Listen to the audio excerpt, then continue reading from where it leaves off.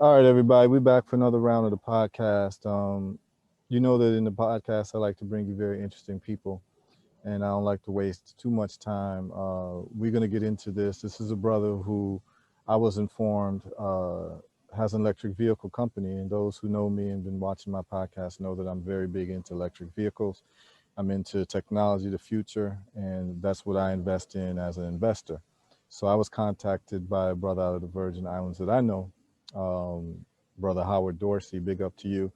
And he let me know that I should meet this brother Ali, who owns an electric vehicle company. And so once I heard that, I got right on top of it. Talked to the brother last week or 2 weeks ago, and we had a very robust conversation. I was very impressed with the things he's doing, and I love the designs of the vehicles. Not only is he doing electric vehicles, but he's doing electric bikes as well. So, without further ado, I want to bring the brother on and have him talk to the people, and we're going to go through in depth his vision, what he's doing, what his designs look like, so you all can really know about his company, Ulozi Motors. So, without further ado, Brother Ali, what's up? Hey, how you doing, Haroon? I'm good, man. I looked at your designs and we're going to share it with the people. But before we get into that, let's just talk about yourself, man. Like, where you coming from? How did you get into electric vehicles? What's your background? Well, my background is graphic design. And I've always designed T-shirts and different things like that, watches and things. And then when Obama became president, it just kind of opened my mind to different possibilities. And I went to school for solar installation, and I became certified, and it it just opened it just freed my mind is Hmm. really what it did about the whole green energy and climate change and the whole gambit of things that need to be done really to have a future on this planet. Hmm. So, transportation is a area that we're not in. Hmm. So my fascination with cars, like most men, and with the dawn of Tesla and Elon Musk really pushing the ball forward, I'm just trying to come behind him and get in that space. Yeah, you're saying some things that really resonates with me because in 2010 I was living in Jamaica, and I was living in Maroon Town, and that's called a compound town in Jamaica, in St. Elizabeth, on the border of St. Elizabeth and Trelawney. Big up all my people in Maroon Town and the compound town. And I saw, first of all, the pump had broken, the water pump, that the big water pump that's supposed to pump water into the whole area was broken. So people had to actually literally like fetch water, which was very interesting. And it was an electricity issue with the water pump.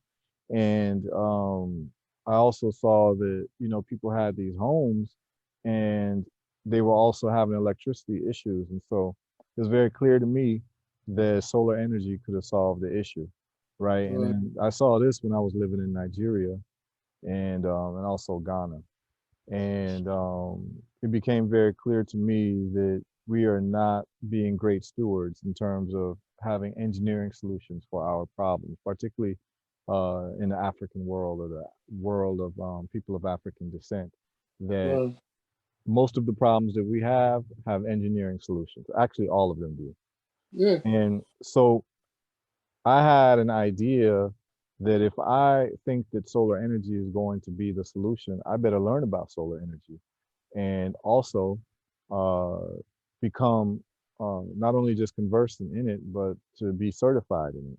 So in 2011, I went to the U.S. Solar Institute in Florida, and I also got certified in solar installation and design in Mm-hmm. 2011, and it just has led me to a path of really being ahead of the curve when it comes to technology that matters in terms of sustainable. solutions for our people. So when you said that, um, you did solar installation and design certification, it resonated with me. The other thing is we brought up Elon Musk as an entrepreneur. A lot of entrepreneurs look at, you know, what the entrepreneur next door is doing. But me personally, I'm looking at Elon Musk as a standard of entrepreneurship and technology. And you know, I invest in his companies, Tesla and SpaceX and the Boring Company and all the different things he's doing. He's about to do Starlink.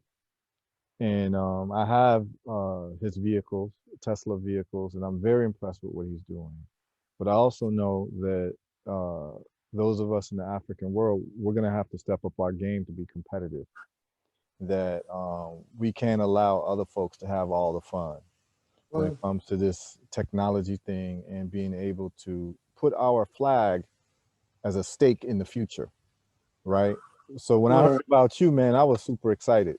I was super, super excited, man. Well, this is another thing, man. Like our situation in here in America or in Africa, well, it's not going to change unless we're in these spaces, energy and all of these different spaces that um, create wealth and independence. So it's long overdue, and the time is now. I mean, there are real issues that are going on that are, if they're not faced head on in a timely manner, we're all in trouble. And Absolutely. you know, you can only ignore it or think it's going to, solve itself or something down the road or whatever. That thinking it has to come out of the mind of the masses, and really, we got to do things now. Yep. And not only that, um, we those of us who know better have to lead by example. Like it's one thing to point out the problem and have an analysis on the problem, then it's Right, another thing to be a producer who solves the issue, right, right? So that's what I right. like about what you're doing. Africa needs electric vehicles. Yeah, Me living in Africa, I see that the dependence on oil and gasoline is not going to do it. And as Africa industrializes, we have to industrialize smart. And because I live between Africa and America, I'm seeing different things going on in different worlds. And when you live in more technologically advanced societies, you can actually go to Africa and have a huge market share because you're able to see what the future looks like. right. And the Yeah, future well, definitely is electric vehicles. we're we're we're we're all connected. Like we're closer than, you talk about technology and things like that, man. But even before technology, man, we were all connected. We send out vibrations and energy in this world. Either it's positive or negative. It's one or the other. But you're sending out an energy, and I just figured out a way to try to harness that thing into something bigger than me. That's what I'm working on. The cars, they look good, and I want it to be something that's a standard of luxury and all that, but it's really deeper than that for me. It's something that I want to leave. Like when I leave this planet, I want to leave something that made the planet better. Right. Right. So Let's talk about your car company. Let's talk about your timeline, right? So you're a graphic designer, you got certified in solar installation and design. It blew your mind in terms of the possibilities of renewable energy. And what year was that? that was when George Bush left and Obama became president. Okay. All At that point in time, all things became possible Okay. because That's I, 2008 around, I think. yeah, Is that I, 2008? Is that when Obama became president? that sounds about right. That sounds about right. Okay. But that was like the first time I've been a part of something that I thought I would never see in my life. So at that moment, all things just became possible, and I've been on a mission ever since. And it's a big climb. You know, it's you know, people with a lot more money have tried and failed at this. DeLorean, and you can name a couple other people, man, that are trying this. But um, I think I'm on the right path, and my determination is not going to let me stop. So Yeah, I mean, as we all know, and some who don't know, having a car company is highly capital intensive, right? Um, and usually what you'd have to do is you can get what they call an OEM manufacturer, someone or companies that already specialize in the manufacturing of automobiles. Electric vehicles are a little bit different, but certain places can be retrofitted to do that, or you do your own manufacturing like what Tesla does, right? So mm, I want to get into the nuts and bolts of your vehicle company. So in 2008, you do solar installation. Around 2009, Barack Obama gets sworn in. You're feeling like the sky's the limit in terms of possibilities. Um, Between that time of 2008, 2009, to the starting of your uh, your car company, how many years was that? oh, it's going on at least 10, over 10, right? Okay, so Because when did we you in start your 20 car we in company? 21. Now I will tell you this: in the beginning, batteries, and batteries are still the thing today. Everybody is talking about they got the newest and the latest and the greatest battery. So for me, it's been a little bit of wait and see to see what the battery game was going to do, and the infrastructure on charging stations. Like when we're talking about when all of this in the beginning, none of this was, everybody was just doing their own thing. Those who were playing with electric cars, there wasn't nothing uniform, and it was just a lot of hit and miss. I don't know if you remember Fisker. Yeah, Remember the right, and how they got 500 million from the government, and they still went under. yeah, I know they're trying to make a resurrection. Well, Uh, they are. They are. They got a partnership deal, and they're about to start making cars in yeah, Canada. But a lot of this stuff, I had this. It was more of observation in the beginning, because Elon Musk and Tesla, they couldn't even sell the car. They're doing the direct to consumer, hmm, right? So they wanted to get rid of the dealerships and things like that. So that's been a fight, and they're still fighting that fight. They can't do it in every state. right. So a lot of this I had to observe more in the beginning and try to figure out the things that I like and the things that I didn't like, and try to fit that in to what I was trying to do. Okay. But Elon, this is the greatest thing about Tesla. They're fighting all the battles. All of the battles that I would have had to fight, they fought them. They're taking care of that for me, so I can come in right behind there Yeah. and and do it a little bit easier without a whole lot of legal and just being wrapped up in a whole lot of red tape forever and ever. Yeah, I mean, he's very interesting. He's made a lot of the Tesla patents and technology open source for Mm-hmm. people. And also, he said that the Tesla charging stations will be open to other vehicle companies if they want.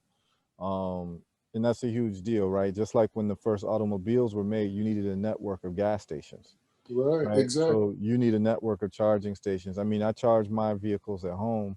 I rarely use charging stations, but if I'm taking a long trip, then I will use the charging stations. But they are necessary, particularly even on a psychological level, for people to think that their car is just going to run out of juice and they're gonna Right. not going to have anywhere to charge it. But in the last 10 years, we've seen charging stations grow astronomically, all around the United States, and then in different parts of Europe as well. And you're starting to see a rise in charging stations in China as well. And then you have other competitors in terms of not just Tesla charging stations. You have Electrify America. You have Mm-hmm. different companies that are actually involved in putting charging stations, at least on the in the highway systems, right, in the Right. off ramps of the highway system. So we know what the future looks like. So what I want to do, I know that a lot of people watching this is like, oh, this is a brother with a car company. What do these cars look like? So why don't we get into your website, give everyone your website, and let's go on your website and let's look at the designs of the vehicles that you do have. See if I can get this for you. It's Okay. LoziMotors.com, right? yes, sir. Okay. And let's see. All right. You just walk us through the site, walk us through the designs, let's talk about the vehicles. All right. Well, the first thing that pops up is the SUV.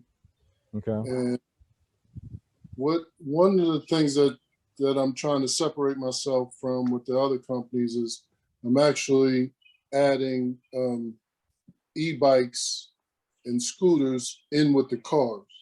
As you know, with the electric vehicles, there's no engine, all the muffler and all that, so it's gone. So it creates a lot of space. Mm-hmm. So what I've done is I've designed it where you can have a bike in the frame of the car. Okay. That'll come out. You can see it in that last picture there. Okay. How it would actually come out. So you're actually getting two vehicles in one if you needed to commute further, like going to work in a urban situation where you could park your car. You can park it and you can just have the electric bike take you where you need to go. So can we get into? Oh, hold on a second. They're saying this is ending. I don't know how that would be ending. Zoom Pro. Okay. All right. All right. That's the vehicles there, right? Yeah, this is my take on a sports car. So, and there's another like coupe, I guess you would call it coupe, two-door coupe. But I'm trying to take the designs futuristic and do something a little different. I have the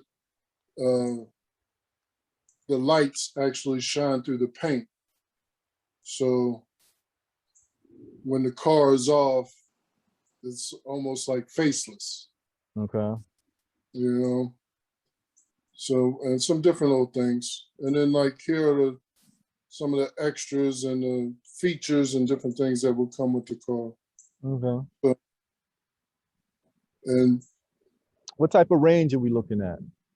Well, I'm looking at at least 350 to 400 range.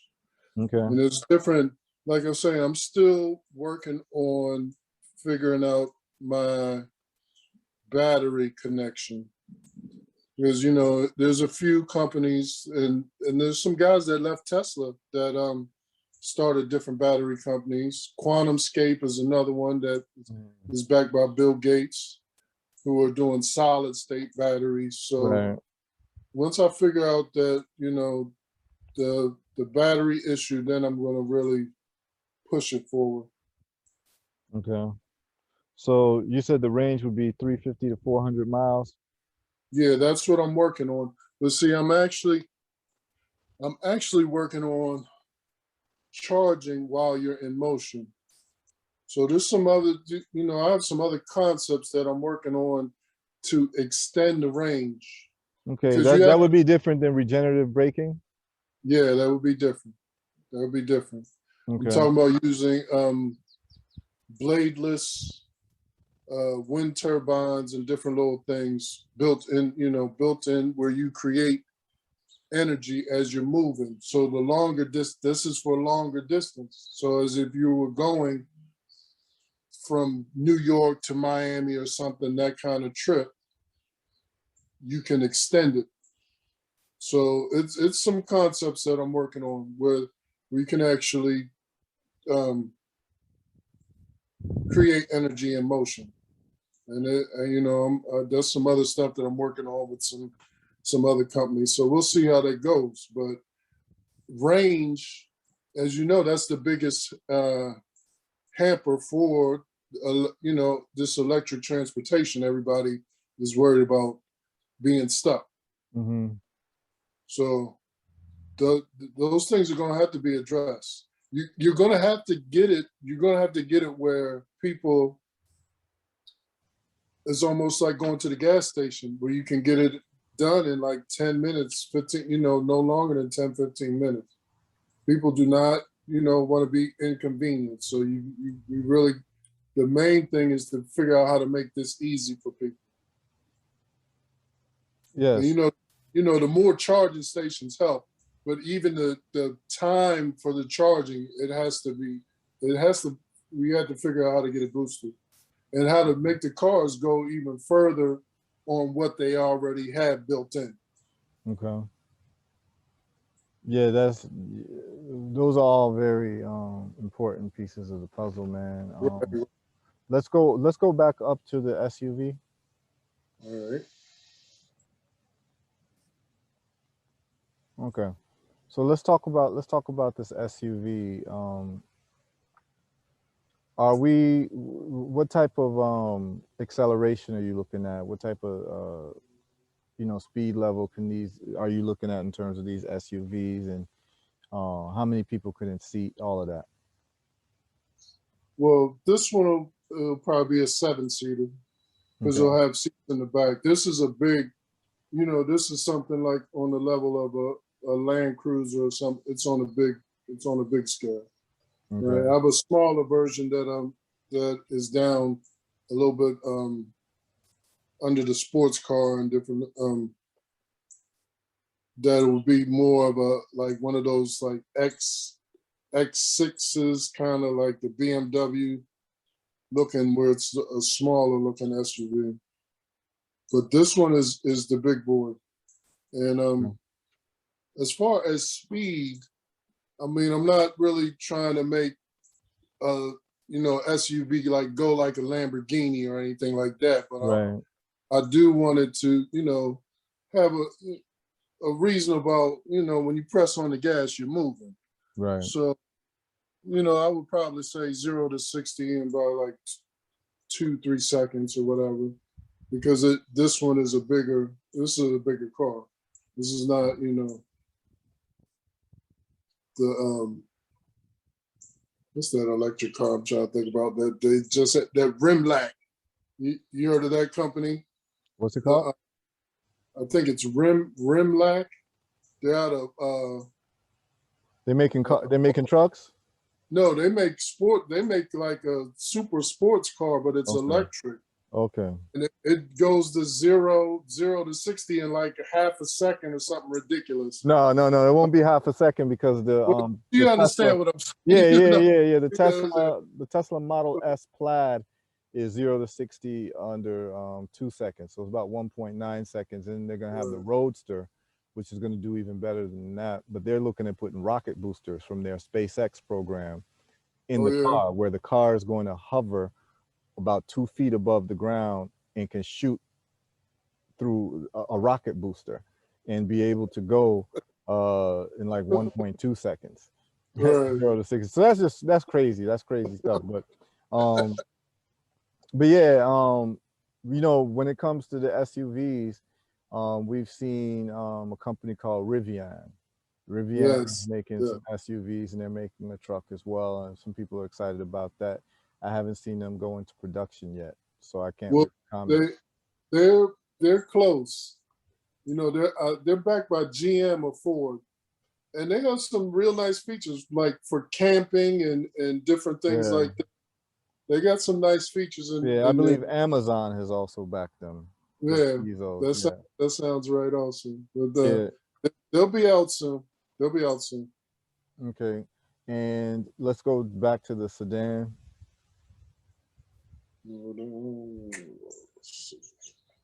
Which one are you talking about? Just scroll down. Yeah, yeah. That's so you have a couple. You have a couple. Okay, yeah. You have a few different. Let's go through the different designs that you actually got on the website. Now it looks like Zoom has made a mistake, and they're going to be cutting off the time. We should be getting unlimited time with Zoom. So what All right. happens is that they're giving me a timer, saying that it's about a minute and a half left. When it closes out, we're gonna take like a 2 minute break and get right back on and continue the conversation. Okay. All right. And I'll do whatever I have to do in terms of editing. But Zoom has made a mistake. This should be going unlimited. So yeah, let's see the different designs of the Yeah. different cars you got. This is more like a hatchback station Hmm. wagon look, and then Okay. more sporty, Okay. and then the smaller, like I was saying, the smaller SUV Okay. and sport, another sports car. So All I'm right. trying, I'm trying to mix it up between those two, and then I'm also working on a fleet vehicle, like how we were talking about with Africa and with Joe Biden and the different things with the infrastructure. So I have another vehicle that I'm working at is like a fleet vehicle also. Okay. Excellent. And so when would you like to have which car is going to be the flagship car for like how Tesla started with the Roadster first? Which vehicle is going to be the first vehicle that you're going to focus on in terms of production? Okay. The first vehicle is not actually on the website. Interesting. Okay. That one is we keep Okay. Yeah, you were saying that the car that you're going to focus on? the one that I'm actually going to have out first. We're keeping a little close to the vest, and Okay. it's a design that I want to surprise people with. So it it's nice. It's Okay. nice. That's all I can say about it. But yeah, Okay. So let's look at the other things that you have on the site. I know you have some bikes as well, or you can run through all the designs with me. Then I can start asking you some of the business questions and manufacturing questions and what you might need in terms of investors and people who would like to support your company. So let's look at what you got. all right. Here's a few e-bikes, motorcycles, couple motorcycles, scooter. Uh, Okay. and All right. all electric. Yeah, that last one there is real nice. Thank you. Yeah, I mean all of them are nice. That one really caught my eye. That one Right. really Okay. caught my eye. So And then what does Ulozi mean? it means black magic in Swahili. Okay. And then we have also, we're trying to also make it into a lifestyle brand. So clothing and Yeah, I got my shirt. I got my yes, you did, shirt. sir. Yep, And I'm it's wearing that. limited, Yeah, I'm wearing my Ulozi short shirt. and the watches and different things. So we're gonna have it, as a complete brand. Okay. You know, so That's the Ulozi Motors.com for anybody who's interested. UloziMotors.com. right. And Okay. then let me say, lastly, this is electronic license plate system that we're working on that'll be built into the car. So my company actually we're working on different IPs and different different little things to bring up the, the experience, all the smart car and the smart city kind of things that they want to do. So this is you wouldn't have to really mess with the motor vehicle anymore. You can just, your license plate is built in the car, and you'll be able to erase it just like how you would erase your iPhone or anything else. Mm-hmm. So, and You have to have a it'll, lot of coordination with the DMVs, right? The Department of yes, Motor Vehicles. yes, and your insurance, you could have it where all your everything is taken care of in one. Even your tolls, like I've been, I don't know the whole deal with Easy Pass and those people, but I would imagine that you could even add your tolls, everything that you need to do with the motor vehicle, and because that's how we're moving anyway. And the license plate is the last thing that hasn't been touched on the car as far as you trying to make it technology friendly and this and everything. And I don't know anybody that likes going to the motor vehicle. If you can make it where you don't have to go to the motor vehicle, I'm sure people will appreciate that. But even if your car, just imagine if your car was stolen and you were able to alert the public that your car was stolen before even the police. Right, right. You could change the license plate to say stolen. Right, Right? exactly. It'll just Right, say stolen. So when someone's driving around with it, it literally right, says stolen. There's nothing they can do about it, right? exactly. So it could curb.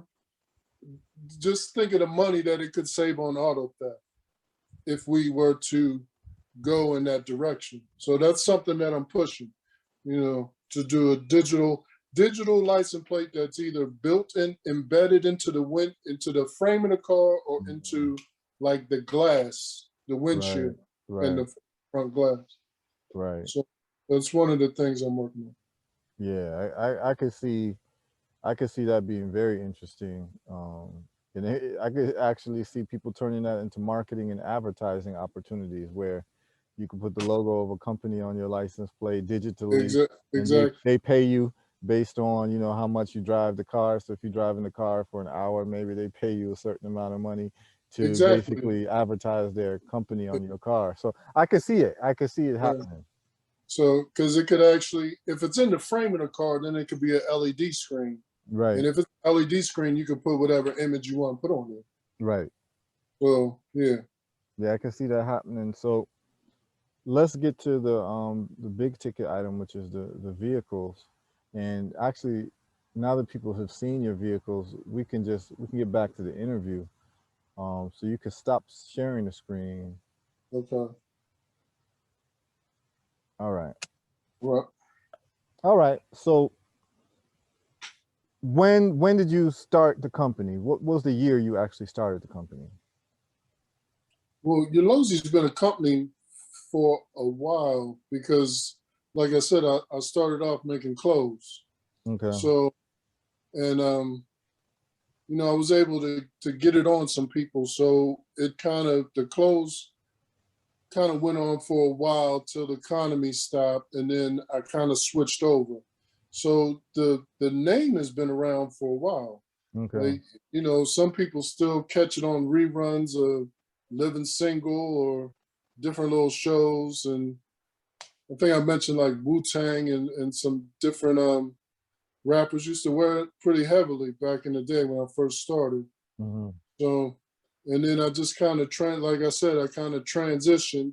So I put a pause on the clothes and really started putting all every month, every penny that I had into making a car. Okay. And when did you start focusing on making cars? What year? That would probably be around 09, 10, Okay. So you've been at this 20. for a while. Yeah, yeah, yeah. Yeah, I've been chipping away. And it's, it, it's more of an education, man. I had to learn. There's a lot of things I had to learn, you know. So some of it has been studying and watching what's going on. and the direction that it's going to take, and then and perfecting the concept of how I wanted to look. Because if you notice the thing about cars, it's really the front and the back. Everybody has their own grill type. Like BMW has that same face. You know, most Mercedes had that same kind of face. Aston Martins, you know, it's really the face, the grill and the face. So that was something that I wanted to really make my own and figure out how I was going to do it different than everybody else. Because I have to, the main thing with me is I have to separate myself. So when you see what I'm doing, you don't it's no confusion about it looks like this or it looks like that. You know, it's a Ulozi car. Okay. You know? All right. So when do you think that you will have your first prototype out? I'm shooting for next year. Okay. I want to, realistically, it could be done as early next year, depending on you know, funding. That's, you know, this funding is really what's slowing me down right now. But by this time next summer, even if I'm still funding it all myself, I'm gonna have a car on the road. Because I already have 2 cars in different various states of production. I mean, they're, you know, one is half done and the other one is just getting started. So if I got to keep doing it myself, I would say this time next summer. And because we're on the internet, people, I mean, you could be anywhere in the world. So where are you doing this? Where are you hailing from? I live in Baltimore, Maryland. Okay, so you're in Baltimore, Maryland, United States. Right. My team, though, my car making team is in Los Angeles. Okay, they're in Los Angeles. Okay. Yeah. And these are the engineers and battery people and all of that. All those guys are out of Los Angeles, and it's just a thing where, you know, I just live in a town where they just need to catch up. That's all. So, I mean, I would like to do it on the East Coast. I wouldn't mind doing it in Atlanta. That would be, you know, fine with me. There's a couple battery companies in Atlanta that I'm about to start talking to down there. So Atlanta would be fine, but right now that's where, you know, that's my situation. I'm bouncing from coast to coast, getting the car. All right. So this is your opportunity now to talk to people who might be interested in investing in something like this, right? Because I have a network of people who are very into investments and into technology in the future. And who knows, anyone watching this might want to contact you and see how they could invest.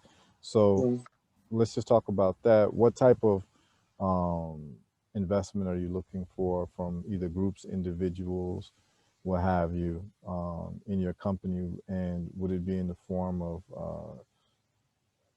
partial stock ownership, or would it be in the form of debt funding, or what are you actually looking for a person listening and watching this? Well, I know you have probably a couple stages of funding, but in terms of this first stage. Well, the first stage will probably be a partnership with somebody that had like maybe $500,000. And we could be 50-50 partners on this. And we can so for $500,000, someone could be a 50-50 partner with you in the company. Yeah. Okay. Yeah. I'm not, listen, this pie is a big pie, man. It can get to billions, as you know, it can get to billions quick. Yeah. So I like money like everybody likes money. But more than anything, I want to create. You know, the money is what comes, it's the reward after the thing. It's not the thing that motivates me. What I need is somebody that's serious, you know, somebody that's serious, man. I've been jerked around a few times, and things happen. Sometimes you try to work out things with people and they don't work out. You Right. got two different visions, Right. but I'm looking for someone right now that It could be an is, individual or a group, right? yeah, of course, and just understands, my vision of what I'm trying to do, and understand this is just basically the first stage of it. We want to get to the point where somebody like Toyota or whoever, General Motors, a bigger boy is knocking, and then we can really start manufacturing. In terms of Even volume Magna, production. it's companies in Canada also like Magna that are doing production in cars. And I'm not ruling out China, but I would like to do things here, but even in China. And like how we were talking, Africa, Right. Absolutely. you know. So I know this is just the beginning stage. You have to build a prototype, then we have to really create the demand off of that prototype. So for 500,000, I could get a couple prototypes done, Okay. and we could really get started. Hmm. So that would be the first. I would say Hmm. that would be the first change. Okay. Now I know that once you start production of vehicles, you have to ramp up kind of slowly to work out all the kinks and work out Mhm. the system. So the first set of vehicles usually, or the first iteration of vehicles when you're doing manufacturing before you get into serious mass manufacturing, you're doing kind of slow manufacturing. You know, you see Exactly. you see companies start out with 2,000 cars for the year, and then they ramp up to maybe 20,000 cars, which is a 10x, right? Right. And then they'll go to 200,000 cars, and just like Tesla this year is probably going to do over 800,000 cars. That's just this year. Last year they did, close to 400,000. You see what I'm saying? So it's Right. like or they did a little over 400,000. So it's a ramp up. So Yeah. usually when the first year of a production of a vehicle it comes out, it's usually quite expensive, right? Because you don't have what they call Exactly. economies of scale at this moment where you're ordering materials in bulk. You're having these, highly efficient processing machines, or if you're using an OEM manufacturer, they're not going to use the whole facility for your product. Your Hmm. product will get some time in a little section of the factory until, the demand goes up, and then maybe you can start mass producing and cutting down some of your costs. So in terms of the vehicles that you have for the first, let's say, couple of years, if you do get a production deal, what's the price range in these vehicles? Because I know people watching would want to know what's the price range for the first vehicle that you put out.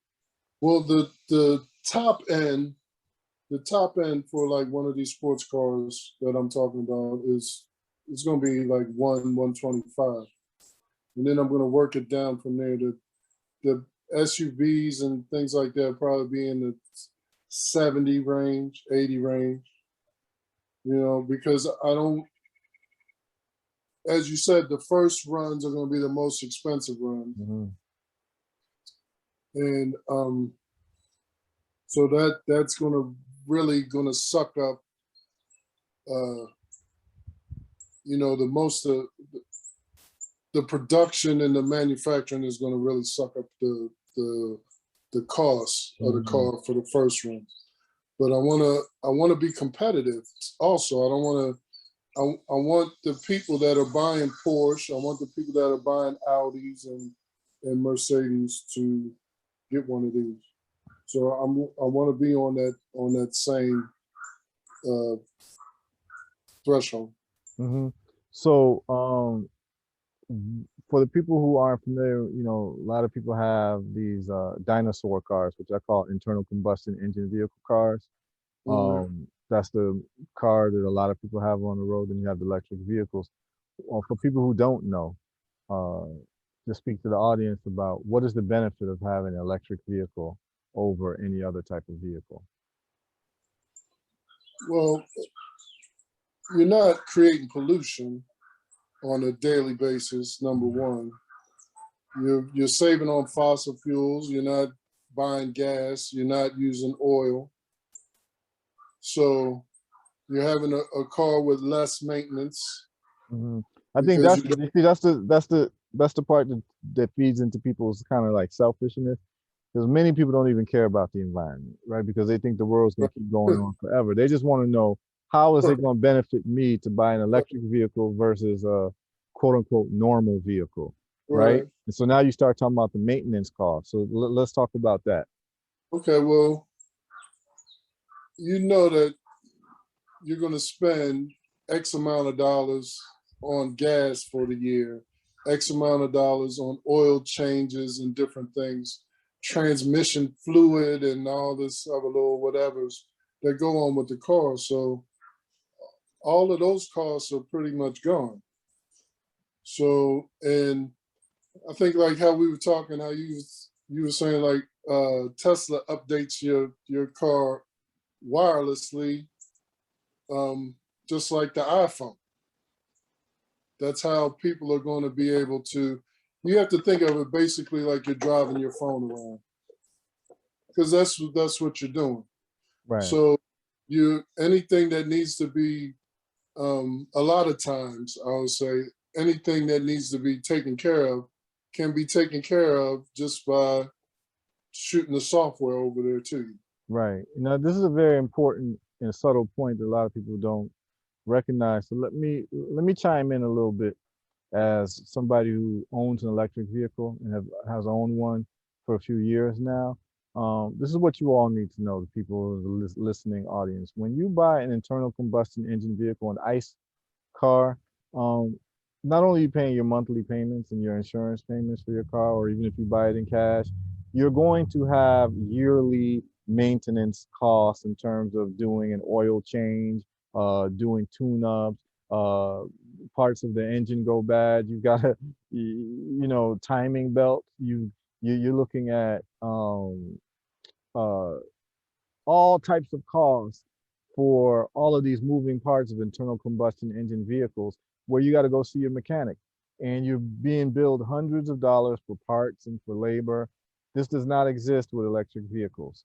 So, for instance, with my electric vehicle, the only thing I've had to do is change a tire and in the future add windshield wiper fluid. That's it. In terms of the updates of the car, I get updates on my vehicle because I have a Tesla uh, through software updates. The software updates can make the car go a further distance. The software updates makes the performance of the cars better just overnight. And this is not anything where I have to go to a mechanic to deal with or buy a new version of the car. These software updates are free because of the technology. You're able to actually make the car. So, for instance, um, during one of the hurricanes in Florida some years ago, Tesla decided to do an update to make the cars um, actually go further without charging because people needed to be able to travel out of the hurricane zone. I mean, that's incredible that you can actually do something like that. And so when we talk to people selfishness, an electric vehicle is actually going to save you money over time because you're not going to have to go to a mechanic. You're not going to have to buy all of these parts for the car because the electric vehicle is basically a battery management system, and a motor. That's essentially what it is. And then you have the software included to deal with different aspects of the car. So it's a very efficient vehicle that doesn't cost you, all types of hundreds of dollars every other month to deal with the maintenance of this vehicle. So having an internal combustion engine vehicle in 2021 is like having a horse and buggy in 1920s, right? Yeah. And what's real interesting, man, and you might find this real interesting too, man. If you can look at old newspaper clippings from the 1920s, Hmm. it's fascinating, man. Do you know? Do you know? Uh, there was so much propaganda against the automobile. They were saying that if you buy an automobile, it's gonna blow up on you because you have gasoline, or some of them were powered by alcohol. Um, and they would show pictures of the vehicle on fire, and possibility of people dying. And the people who were Right. doing this was the horse and buggy industry. Do you know Right. who else was the main lobbyist against the automobile? I'll give you Cool. one. Okay, you're not gonna be able to guess because it sounds so obscure, but it's gonna make sense when I say it to you. Veterinarians. Oh, right, for the horses. Yeah, because one of the main businesses for veterinarians was actually taking care of these horses that were used for the horse and buggy industry. Well, look, You have to have you have to have healthy horses. it's just like anything else, though, Yeah. man. Like you go from cassette tapes to CDs to whatever, VCR to Hmm. the discs. You can't fight it, man. You can only fight it for so long before you have to progress. Exactly. Exactly. And the way I look at it, internal combustion, you mentioned the dirtiness of the vehicle. Like a mechanic that works on electric vehicle versus a mechanic that works on internal combustion engine vehicle. Look at their clothes at the end of the day. Right. The electric vehicle, you got oil, you got sludge, you got all types of things. Well, Uh, look, it's how many? dirty. It's a dirty vehicle. Like the horse was dirty when the horse was taking you around. The horse was defecating all over the streets, and you had to clean the streets up because. And these internal combustion engine vehicles are dirty not only in the repair but in the driving of them. They're emitting, carbon dioxide and even Oh carbon yeah. monoxide in the air, and it's a different form of dirtiness. And we've got to progress past the dirtiness. And so, have internal combustion engine vehicles like owning a horse in the 1920s. Well, look. Let me ask you this: how many times have you took your car to a mechanic and got it back, and it was worse, Absolutely. Absolutely. or felt like they overcharged? Like, did he just make this stuff up or anything? Exactly. It's right. So, Exactly. And I've said to people, because people have talked to me about, you know, it's time to buy a new car. What should I buy? People have asked me these questions. And so I just mm, asked them, I said to them, listen, an internal combustion engine vehicle is actually made to break down. If you understand how an internal combustion engine works, it's made to break down, mhm, right? A motor is completely different. Motors can break down, but the way the motors are made for these vehicles, you can go a million miles. It's right, not. It's a whole different thing. right. So, to me, being stuck on the road because your car is broken down, to me, that's so 1990s. In 2021, Right. with electric vehicles, now the advent of electric vehicles, to be stuck on a road with your car broken down is so past tense to me. Look, bro, I don't even think you should have a flat tire. I They agree. they got tires. They They got got tires that don't go flat. airless, right, airless tires, man. There's no reason to even have a flat tire. I agree, and actually Tesla is looking at that for their tires to actually go to Mhm. these non-air tires Yeah. that don't go flat. So that this is what I'm talking about is that progress is going to happen, right? And what people have to understand is the future is coming at us, whether we like it or not. People think that we're moving towards the future, but it's actually the future is moving towards us. And you're going Hmm. to have to make a decision. Are you going to be someone who benefits from the future moving towards us, or are you just going to be a consumer?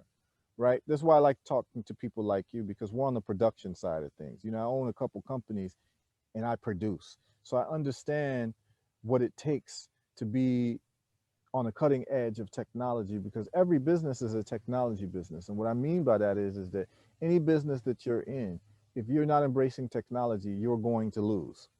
So Right. I don't care if you're making chocolate bars, you better make sure that the machines that you're using are the most up-to-date, efficient machines. So anyone who's making anything on a high level in terms of mass production is also going to be a technology expert because there's no business where you can dominate where you're not embracing technology. If you're someone who's cutting grass, you could use a machete, you could use, a weed trimmer. You can use a push lawnmower, or you can actually have one of those lawnmowers where you sit on and ride and cut grass. Right. It's embracing technology.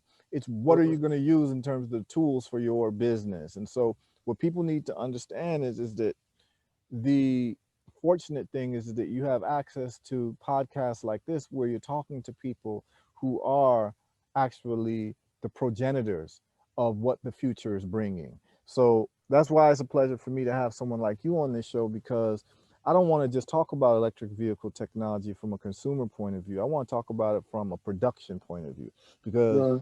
that's where we're going to have to move as a people, right? Manufacturing science.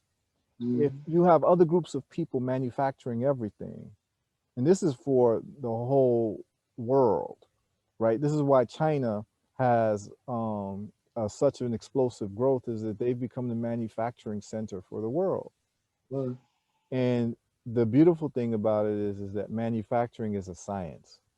So because it's a science, it means that it can be replicated and it can True. be improved upon, right? And that's what we're talking about. The Japanese took electronics and they reverse engineered everything after World War II, and they were bombed into oblivion in Hiroshima and Nagasaki. They made a decision that as a people they were going to master electronics and take over the electronics market, and they did it. And they did it in the first years. Everything was very crude because they were engaged in reverse engineering. They were just taking Right. apart things from different countries and figuring out how the electronics works, and then they actually improved upon it. The Right. the Chinese did the same thing with manufacturing processes, where if you're trying to manufacture things, you're actually going to go to China because of the lower cost of labor, but the high value that their engineers have, because they live, eat, breathe, sleep manufacturing, and make the Mm-hmm. manufacturing processes more efficient. And so the fact that this is something that you're getting into, I'm real excited, man. I'm super excited. I mean, you don't even know how excited I am. I'm extremely excited, because here's one thing I don't like. Here's one thing I don't like. When we talk to people who evaluate the politics of, let's say, the African world. Mm-hmm. When I say the African world, I'm talking about African Americans. I'm talking about people in the Caribbean. People who make these analyses, they'll say, um, we don't own the boats and the planes and this and that. We don't own the banks and this and that. And fortunately, I actually know people who do own banks. I do know people who are, and it's good for me to know someone who owns a car company. I Right. have a brother who owns a car company. Yes, it's in the beginning stages, but you have a vision as to what you're going to do, and it starts with where you're at. It has to Mm-hmm. start with the design, the prototype, the mass manufacturing, and all of that. And so nobody, after watching this show, can say, "Oh, we don't make the cars. We don't have car companies," because we do. You're We looking at do. Ulozi Motors right now. You see, this is what, and I think that harkens back to, I guess, the spark for you when you saw that, hey, a black man can be president in America. True. So we can't say, "Oh, we're not the president. We're not the one who makes the policies and this and that," because it's a self-defeating world view, right? Because if it's true that Yeah. we don't make this and we don't make that, then when are we going to? Right? Exactly. And the thing is, it's not true, because there are those of us who are quietly doing the work. What Mm-hmm. I mean by doing the work is, I'm not talking about being armchair analysts who analyze all the problems in the world but don't have really any workable solutions. They may talk about solutions, but they're not tangibly involved in the Well, in the those are soil. those are complainers. Yes, yes, We can yes. And all so, we can all complain, yeah, man. we can all complain. We We can can all all have complain. an analysis. Right. But who's going to actually put their money where their mouth is and do a business that's going to solve real problems? And that's the point of why I have a podcast like this, is to talk to interesting people who are actually engaged in solving problems and making sure that we are in the future, Right. that we are in the future, that we actually have a stake in the future, and that we are major players in the future. And it's not going to happen in a year, it's not going to happen in 10 years, but we want to start the ball rolling, or keep the Mhm. ball rolling towards getting to where we need to be, as being world influencers and the leaders of technology. That's where I'm at with it. I know Right. that that's where we have to go with it, and I don't want anything less from us. I don't want anything less from us, which requires mathematics and engineering at a very high level. Right. Like, that's just what it is, man. That's what I'm all about. That's what I'm engaged in, man. I have different businesses that I'm engaged in, things that I'm doing.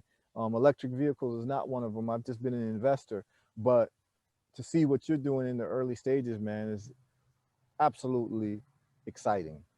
Well, thank you, and thank you for having me on, man. You know, it's not something that I usually do, but No, you got the to do world, it. You got to. The right, world has to know, and little kids have to right, know that they can no longer say we don't make the cars. right. Where's our car Well, company? We don't know. No black people make cars. And it's not true. well, it's like I was saying earlier, man. It's about the energy that you're putting out. You can inspire somebody to pick up a book, or you can inspire somebody to pick up a gun. You know what I'm saying? So, it's what side of the fence you want to be on, and I want to be on the positive side. So, if I was to, if this was my last day on earth, I want to at least inspire somebody to pick up what I've done and keep it going. Absolutely. It's called legacy. Right, And legacy, the concern for legacy is the mark of a true man, right? right. Like you lose your manhood when you lose your concern for legacy. See, like children don't care about legacy. Well, this is what I always say, man. It's none of these things are accidents. Right. It's all done by design. So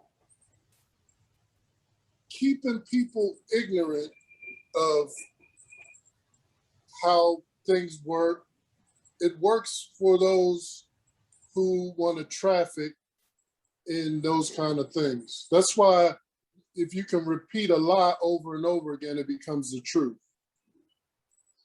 You know what I'm saying? Yeah, So absolutely.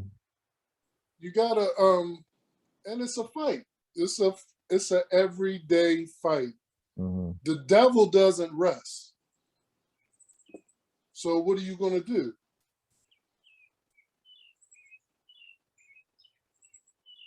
Now I feel you. I feel you. So, in terms of your pathway towards success, um, are you particular into where you would like to start, your first market? Does it matter in terms of where you're marketing the vehicles to? It doesn't really matter, but I kind of know that the first set of cars are going to go to the people that want to have that car, that first set of cars from their African American first car company. So I'm assuming that Jamie Foxx and Will Smith and a lot of these athletes that I Mhm. deal with and different things, they're going to be my first customers.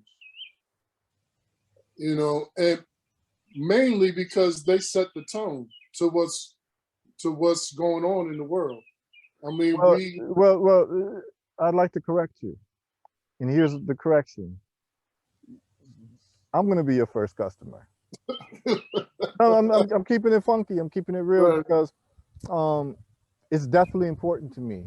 These types of things are like I'm not I'm not one of these people, right, who feels great to drive a Lamborghini and say I'm driving a Lamborghini because I understand that somebody made a Lamborghini and I'm right, enriching Mr. Lamborghini, exactly. right? Mr. Lamborghini's products that came from his mind and his own genius do not validate me or make me feel better about myself. But what makes me feel better about myself is when my people who have had odds against us for all Hmm. types of reasons that we can get into that we don't have to get into because other people have done a good job. The John Henry Clarks and Chancellor Williams and all these people, they've laid out what has happened to us, Marcus Garvey's and all of that.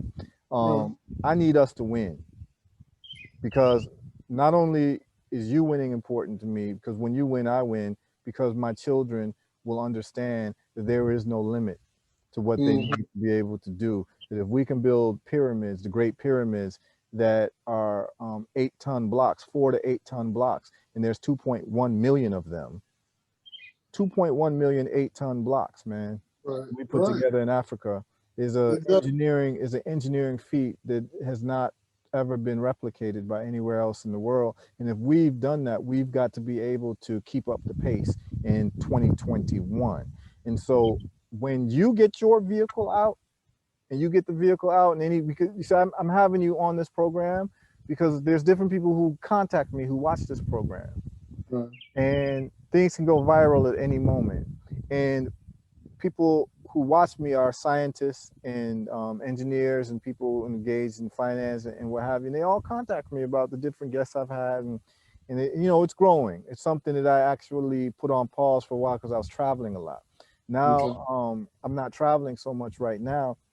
I'm able to do the show again, and for me to be able to drive around in the Tesla is for convenience purposes, but it doesn't make me proud.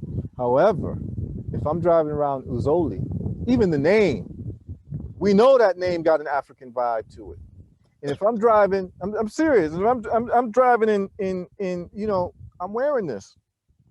I said Uzoli because I'm getting it wrong. I'm so excited, but Ulozi, I'm sitting here, you know, wearing the shirt. I want to drive an Ulozi car. That's what will make me proud, because I, Right. not only because I know that a brother did it, but I actually know you personally.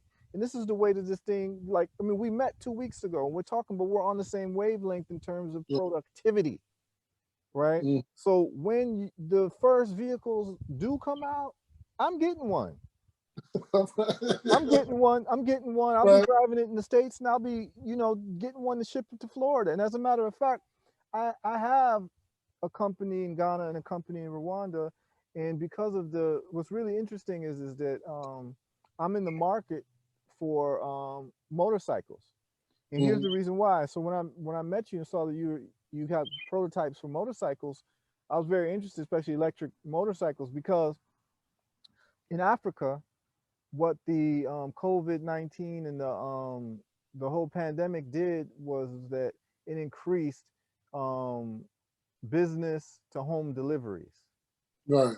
right? Okay. Where people weren't going to the stores anymore. Hmm. They're actually hiring, you know, uh, drivers to, you know, you order online and the drivers will bring it to your house. Yeah. And the drivers that they're using, because of the traffic situation in Africa, traffic's so tight, so many cars on the roads, the best vehicles are motorcycles.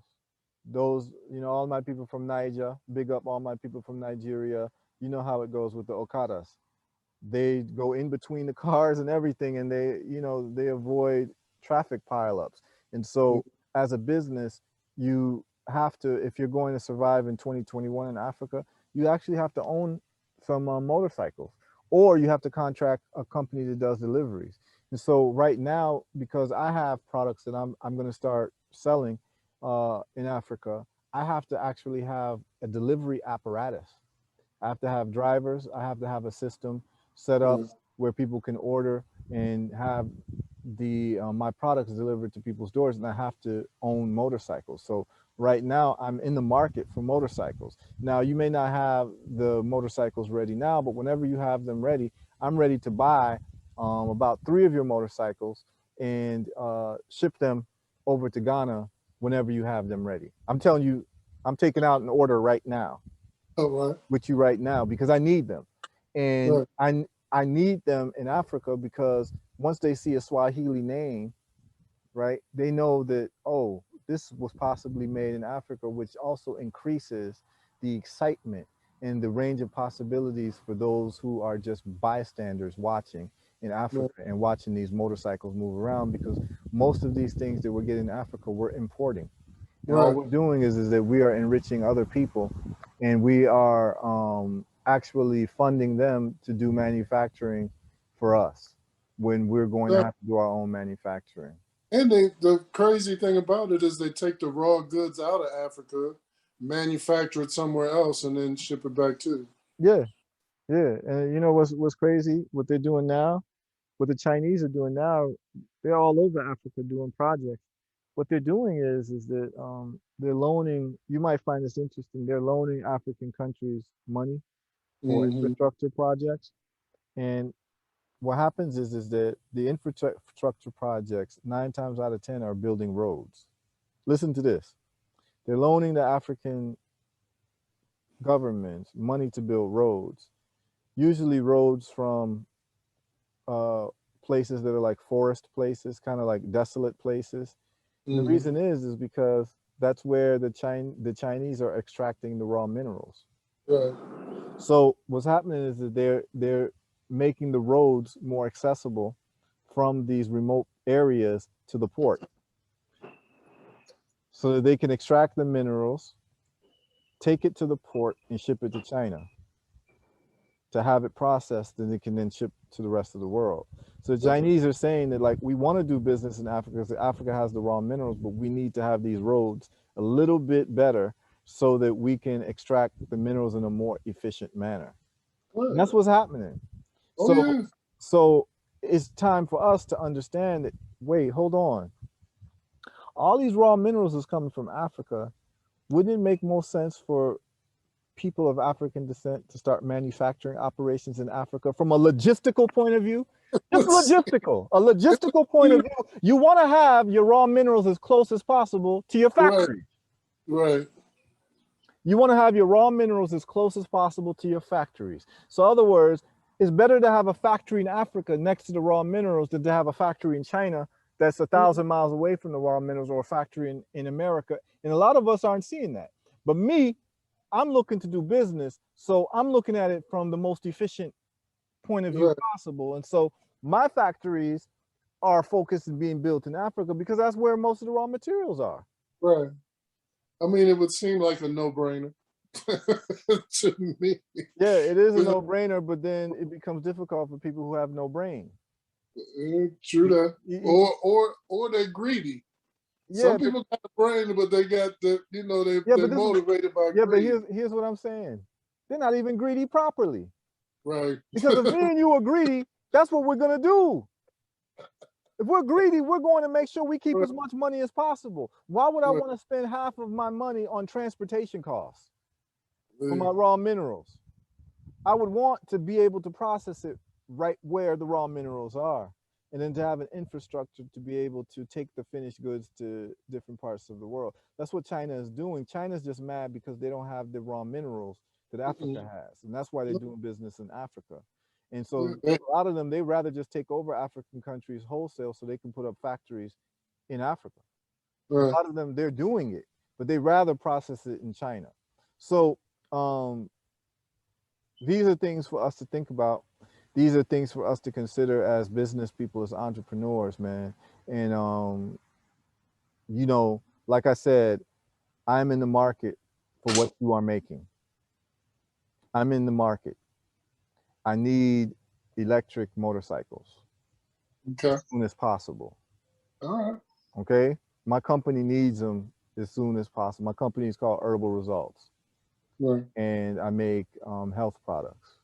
Right. And I've just been approved in Africa, in Ghana, as for my health products to be herbal medicines. So doctors now, pharmacies can prescribe it. And I have to have a delivery system, and I'm going to need these motorcycles. So I'm letting you know that I'm putting in my order. All right. Enough said, man. Yeah, I'm putting in my order. And then these vehicles that you have, I need a few of them to just drive around and just style on people, because we have to make African consciousness sexy. We have to make it attractive. We have to have our own products, our own clothes, our own everything. Right. So I need to be a walking billboard for those things. And that's what this podcast is about, is really networking with folks so that we can put our talents together and figure out how we can leverage each other towards our individual and group greatness. Exactly. That's where I'm at with it. Exactly. Yeah. I want to know, is there anything else you want to talk about in terms of your thoughts about the future, electric vehicles, anything, man? Well, I'll just say this, man. It's coming. Like, I'm not the only one doing this. I don't know if you heard of C.R. Patterson. He was one of the first guys he went up against Henry Ford back in the day. And some of his descendants are working on it also. So we're about to be in these spaces that we need to be in. It's just that we need to catch up with the funding, and more networking and working together, man. And we can get the job done, man. Right. It's not impossible. Okay. All things are possible. Are you familiar with like Kickstarter and stuff like that? Are you into crowdfunding? Yeah, I know about these Mm, different things. I just have to get my social media up. right. You know, I'm more I'm more of a private person, so I just need to share it more with the world. And Right. then Right. It'd be interesting to see what you could do with a Kickstarter. I've seen a lot of companies. So, for instance, Einergy. right, Einergy is a solar generator manufacturer and distributor, and they make okay, this little box that has like I think 1.2 kilowatt hours hmm battery, or 1.2 kilowatt battery, which is a lithium ion battery. It's like the size of a shoebox, and you can charge it with solar panels. okay, And I bought it, and it powered water pumps, it powered lights and fans in my house, particularly when I was in the Virgin Islands and we were suffering from hurricane damage.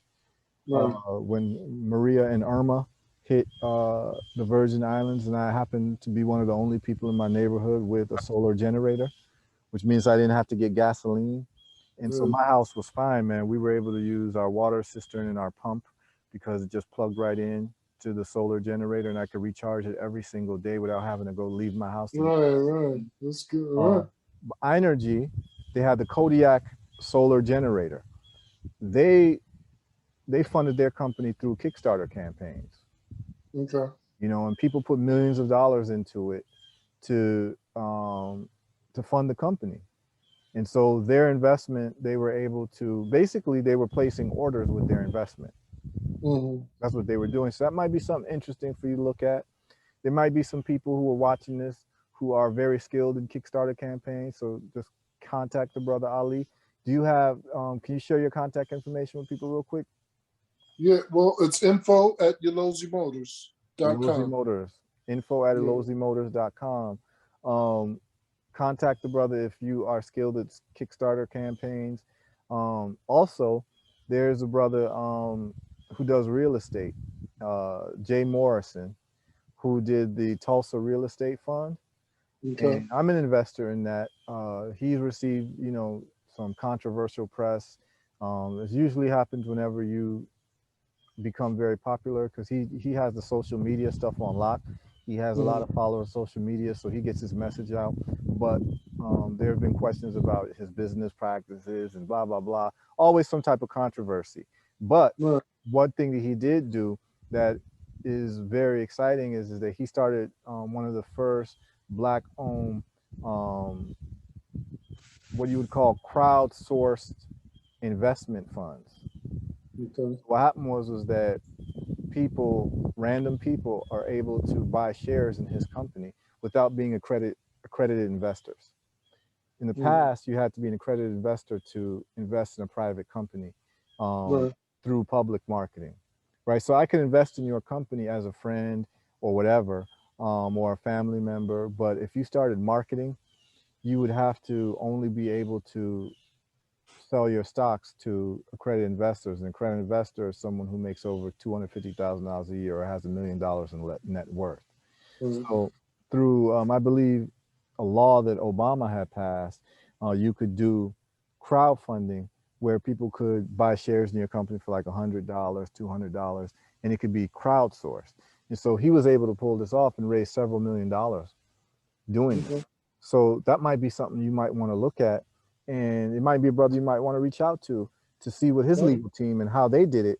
And I think that with the media campaign, the social media campaign, and letting people know that this is what you're doing, might be something that you could raise a couple $1 million in a couple of days just following his formula.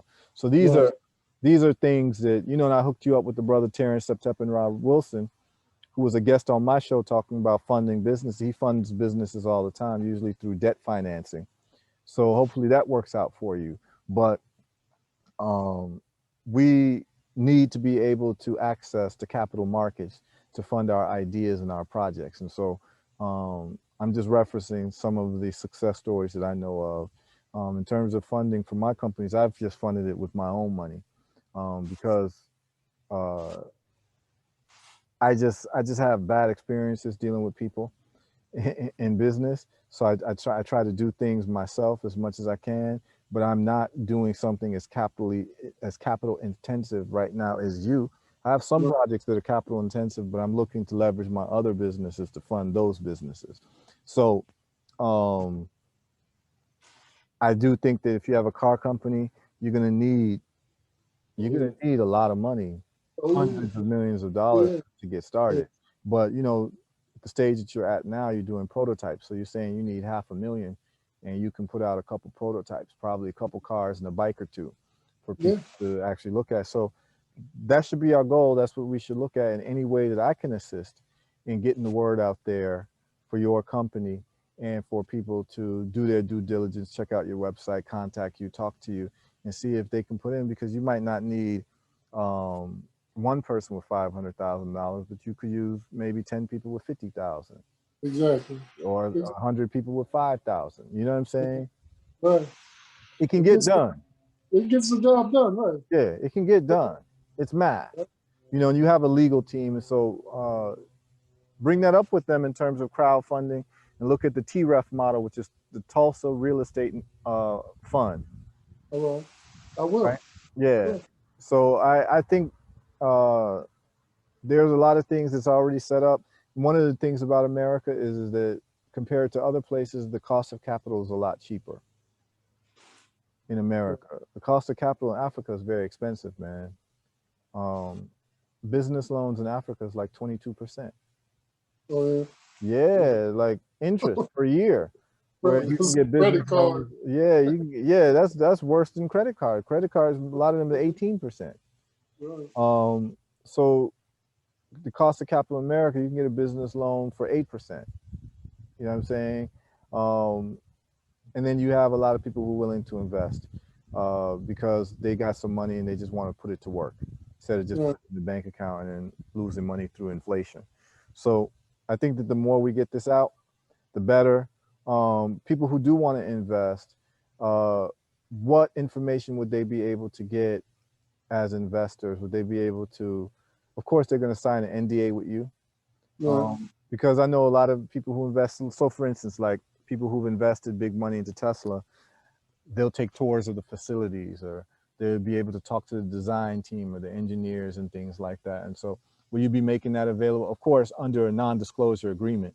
Yeah. Yeah. You They would sign. have they would have access to everything that I'm Right. doing.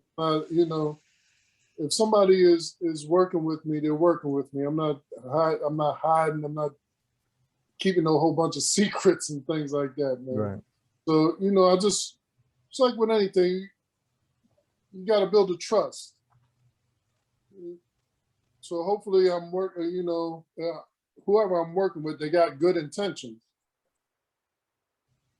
Because Yeah. I'm not doing anything that you can't see. You understand? If you're with me, if you so they'll have access to be able to talk to my lawyer and accountant and whoever else they would need to feel comfortable with talking to. It's not a problem. That's really not a problem with me. Okay. I just want to I just want to deal with people that have good energy, really, Right. and you know speak the truth when they talk. Right. So for your company, let's talk about a 10-year timeline and milestones in terms of best case scenarios, Right. right? Where are you in 1 year? Where are you in 5 years? Where are you in 10 years? Best case scenarios. 1 year, Well, 5 year, 10 years. well, In terms best of case, release of products, right. the Well, market.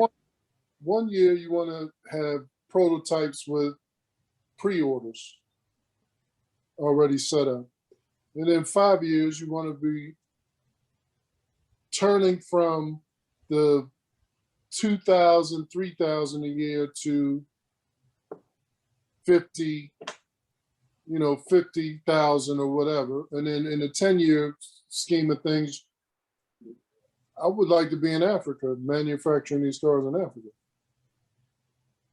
Yeah, and I remember telling you that one of the best countries that you could look at in terms of I don't know if you had a chance to, but look at Rwanda. Oh, yeah, the green city in Rwanda. Yeah, you Oh got a yeah, chance to look at that?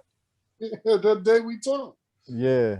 What did you So think? yeah, that is beautiful. That's what I'm talking about. Right. And so That, for that, those who don't that- know, in Rwanda, in Kigali, which is the capital city, they are building a green city with, houses run by solar energy, and also the only cars that would be allowed there are electric vehicles. right, So when he told me that he wanted to do some things in Africa, I thought that Ali learning about the green city would be paramount in his analysis of where he needs to be and where he needs to market. The other thing about Rwanda is that they have an agreement for light manufacturing of Volkswagen vehicles.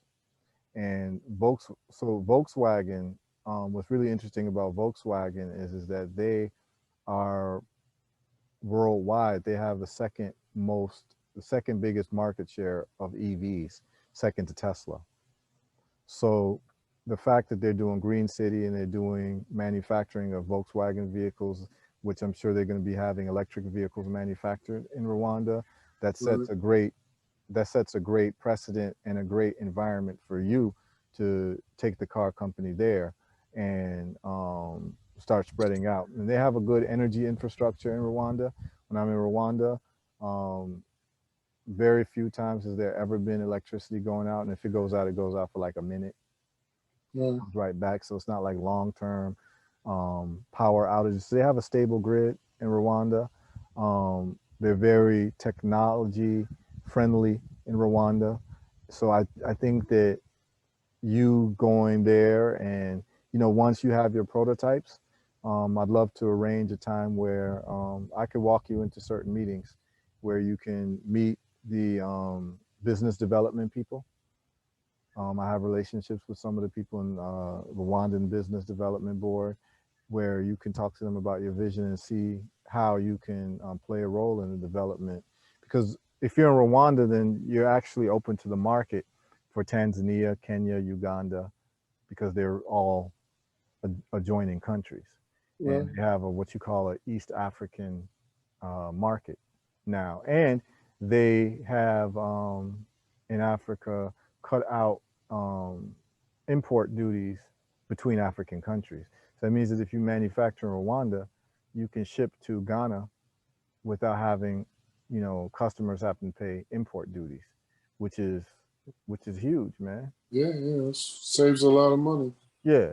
So I mean, some of the infrastructure has to be worked out in terms of development of roads. Better roads need to be, better railway systems need to be made, but we're working towards it, man, and we just need more players. Right, So I think that Rwanda would be a good strategic location to manufacture your vehicles. And yeah. whenever you're ready to make that trip, let me know. That's All like right. I, Rwanda's home for me. So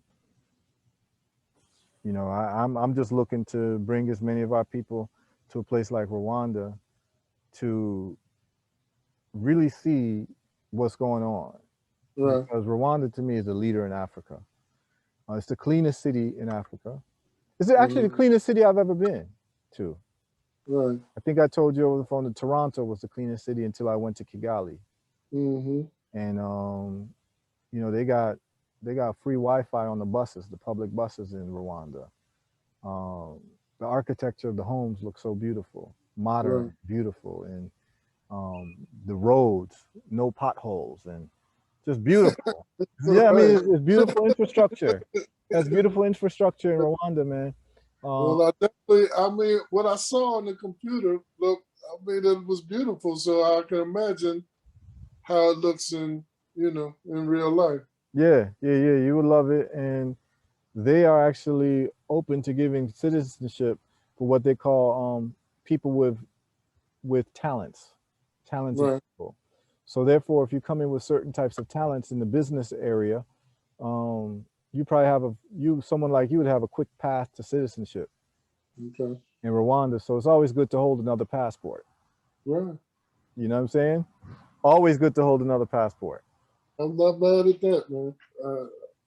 And I definitely, want to put my feet in Africa before Oh, you never been to Africa yet?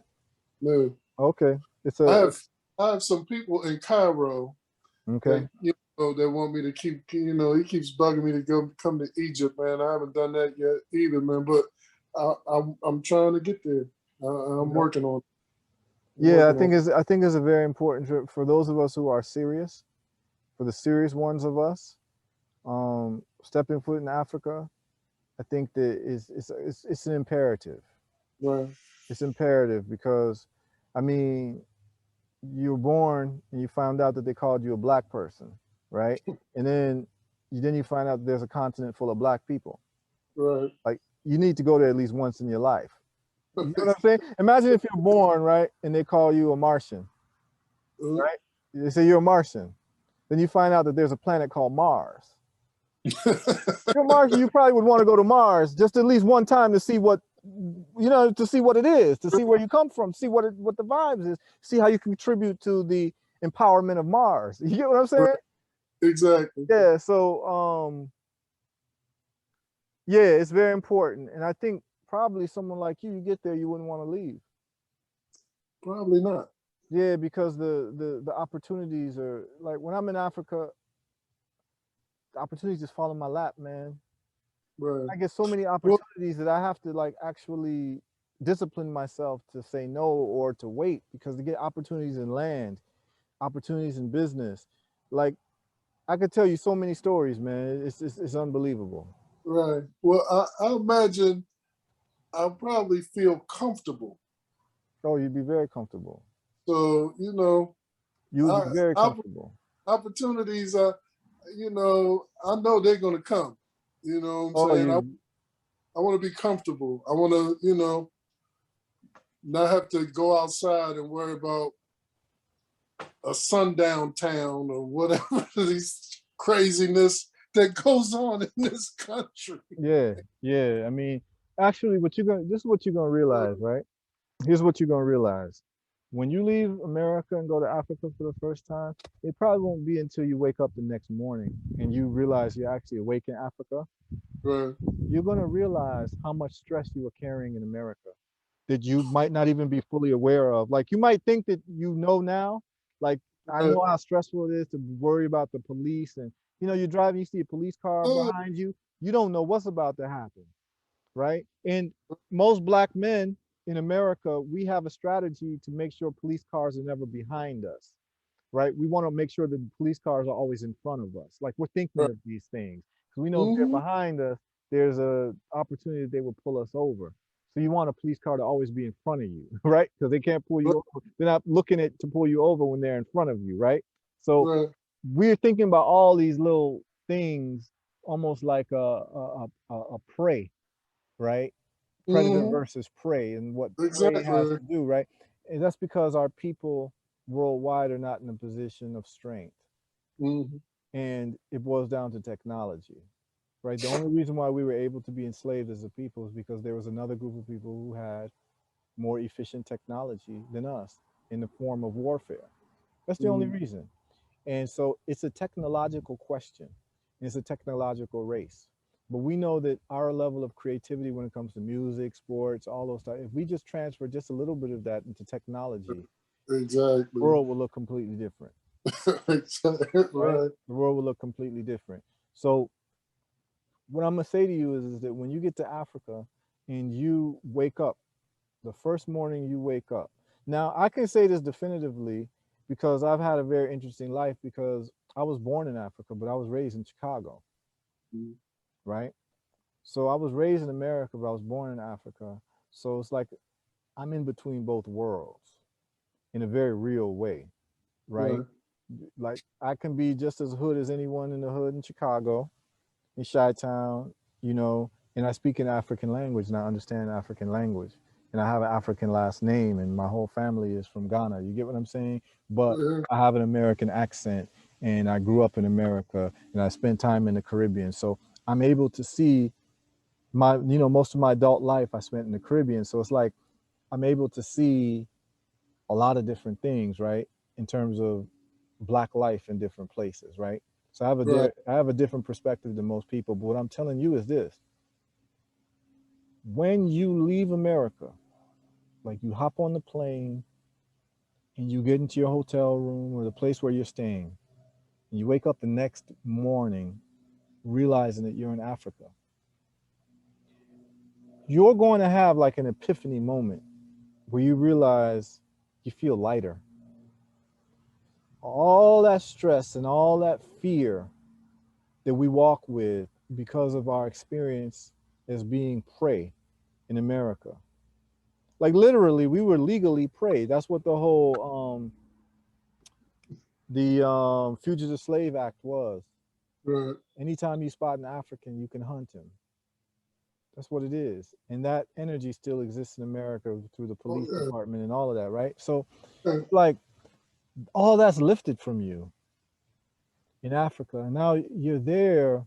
And if you're a person who's not there just to be a tourist, but you're somebody who's productive, you see, you can see the possibilities for the future because you're like, yo, if I'm able to pull this off with a car company in Africa, number one, what does that do for generational wealth for you and your family? Right. That's huge. Right. That's imprinted. Also, how much competition are you going to have? Not much. Right. You're not going to have much. And you'll be able to really make your mark and really become a legend in a country of people who look like you. You may not speak Right. the language, but that's gets your children's children will speak the language. You'll Mm-hmm. pick it up after some time. I Oh mean, yeah. we had to learn English. Right. You understand what I'm saying?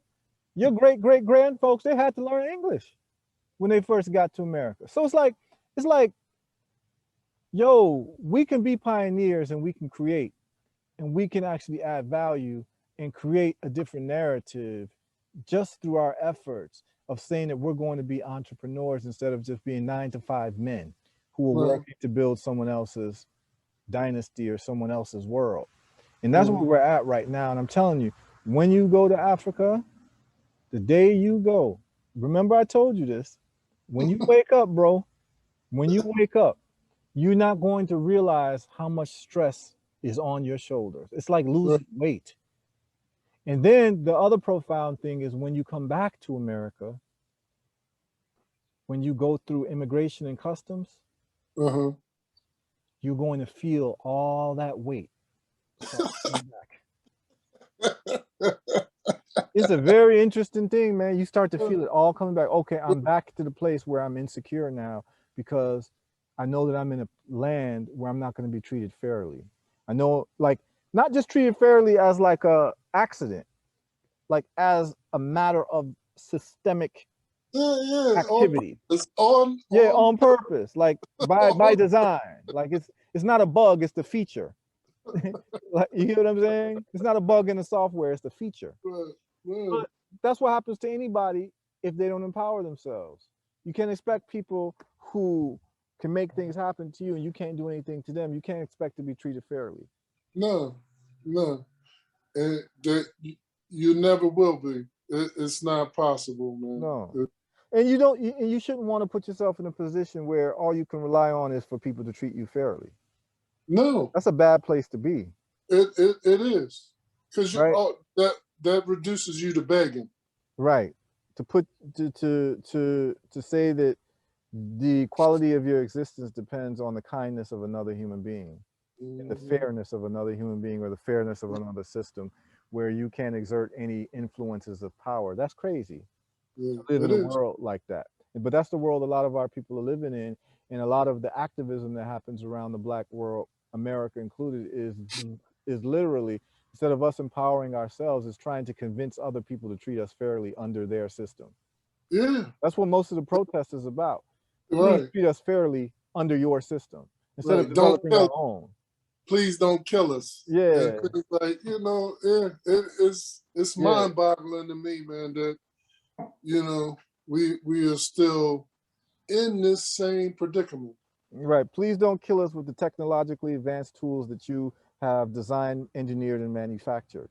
Instead of us designing, engineering, and manufacturing our own tools to protect ourselves, we're actually putting our fate in the hands of the kindness of someone else. That's crazy. Mm, Only us. That's crazy. mm, And most of the civil rights movement, most of these movements have been about that. It's really been about trying to appeal to the consciousness of other people to do right by us. right. Good luck.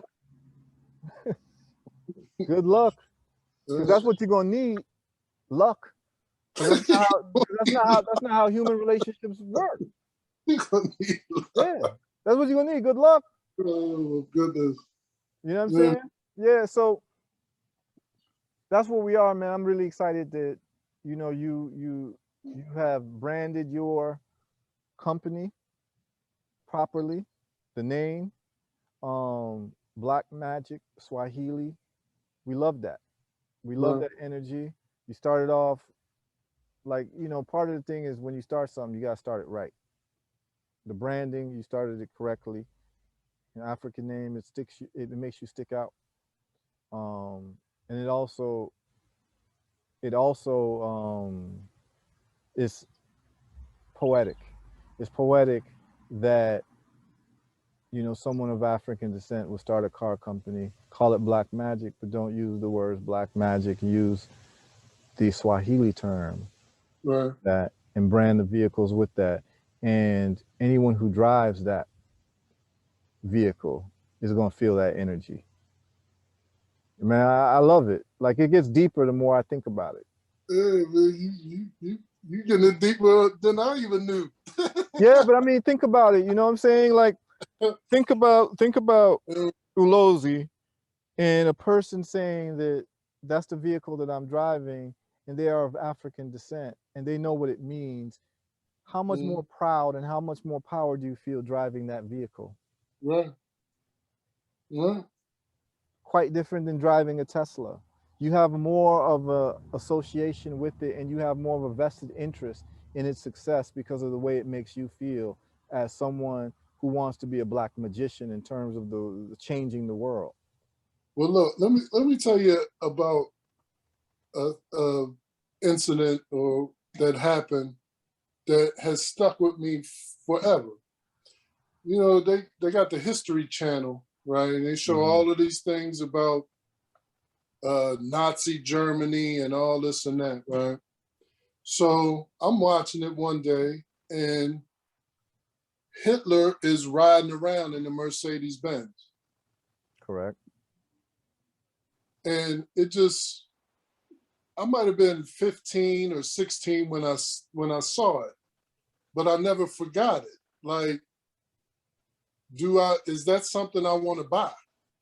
Do I want to put $50,000, $60,000, $70,000 in the hands of those people that make that and have that kind of representation?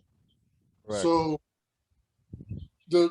one of the biggest things with me is I'm tired of financing my own destruction, and that's what I see every day.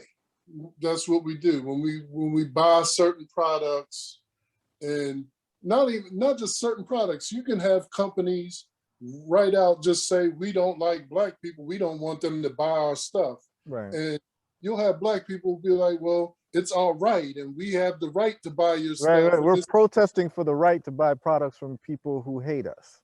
Thank you. Like, that's crazy.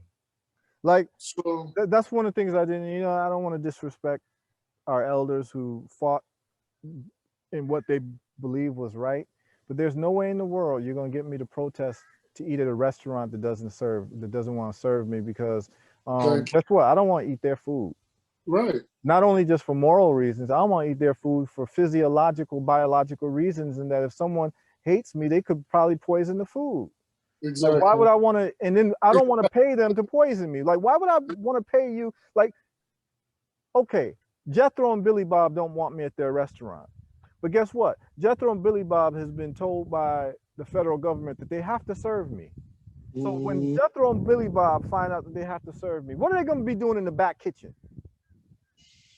Right. Make sure your food hit the floor and everything Yeah, else. what are they gonna be doing? They're gonna be spitting in my food. They're gonna be because they feel like they're serving me and being forced to serve someone that they don't like. So that food is not gonna be the best food. So I just think that it would make sense for us to redirect our efforts and our passions towards self-sufficiency and self-determination. And what happens is that when you do that, like I don't know if you know the story of the Opium Wars, but if you don't, No. I'll just tell you real quick. Very interesting. So the Opium Wars is very interesting. It happened in the 1800s with Britain and China, and Okay. it wasn't really about opium. You know, it was about tea. But they call it the Opium Wars. So what happened was that the British throughout the years, through their explorers, the European explorers like a Marco Polo and all these people, they ended up walking and getting to China. And actually, most of the circumnavigation of the world by Europeans was really about them chasing their addictions. So the addiction to sugar, right? So a lot of what happened with the whole slave trade was about sugar, right? They needed people to plant sugar to feed the world market and the need for sugar, and then to go into the what they call the Orient for spices, because their food ain't got no spices, and then also tea. So what happened was with tea, tea became something that became very common when Europeans saw the tea situation in China.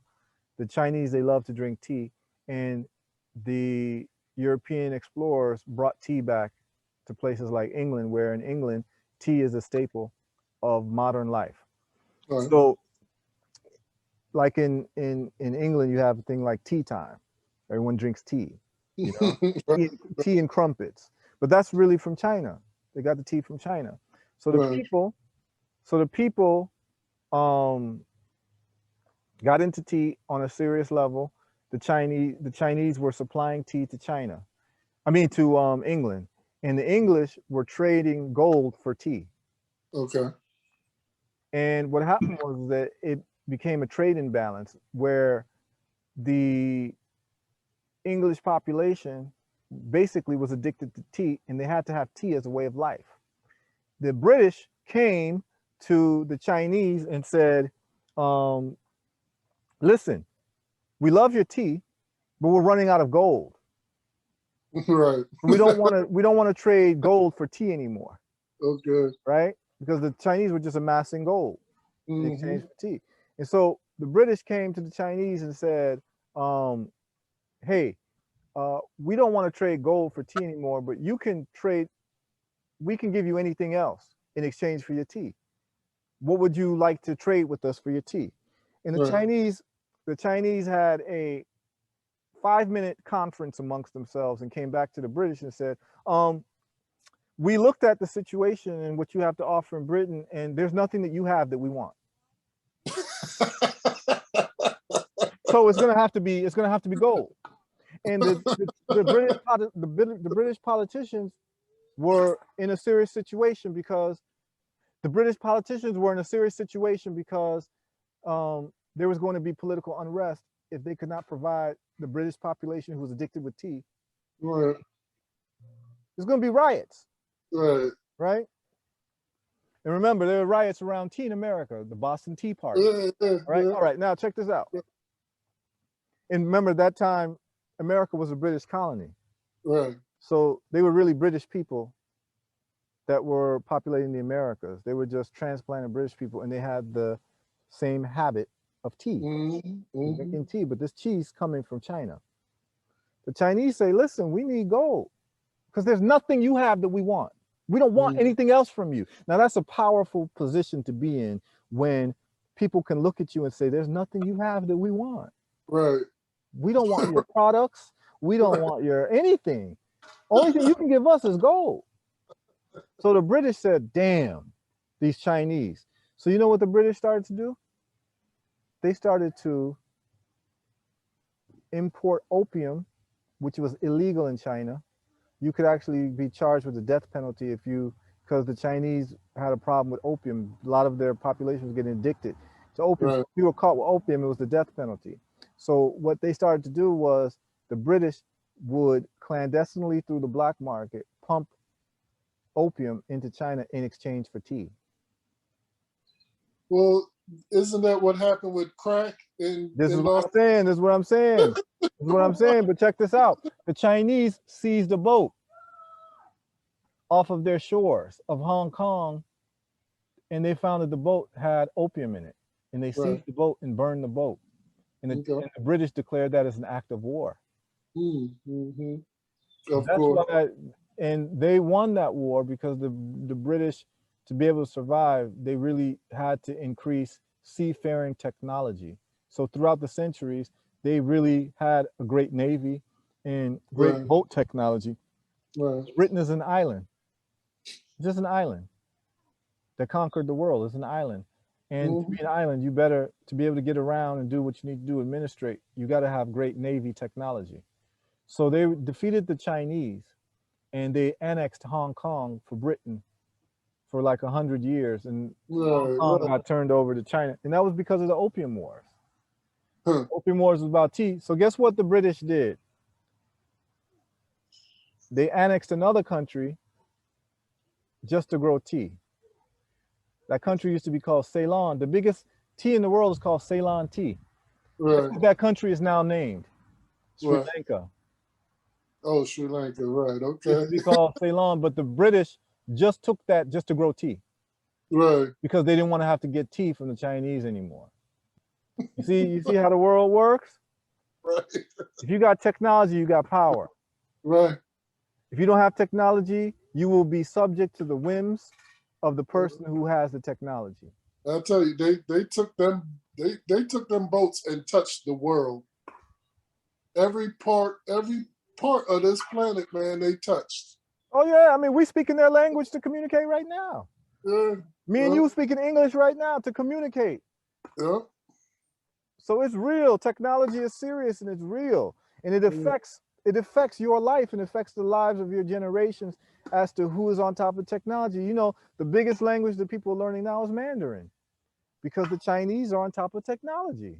So now people are finding it beneficial to study Chinese because Chinese manufacturing dominance. If the Chinese didn't take anything seriously in terms of technology, no one would be interested in visiting their country, doing business with them, or learning their language. But you see how the power of technology and mastering science and technology actually affects the rest of the world around you. So that's where we're at right now as a people. You know, I look at these things, man, and I'm very clear on it. And so I just feel like I have to play my role, and I like to associate myself with others who are like-minded. Right. Yeah, man. Yeah. So is there anything else that you would like to talk about in terms of technology, your visions for your company? You said you had the plan, you had your 1 year, your 5 year, you had your 10 year.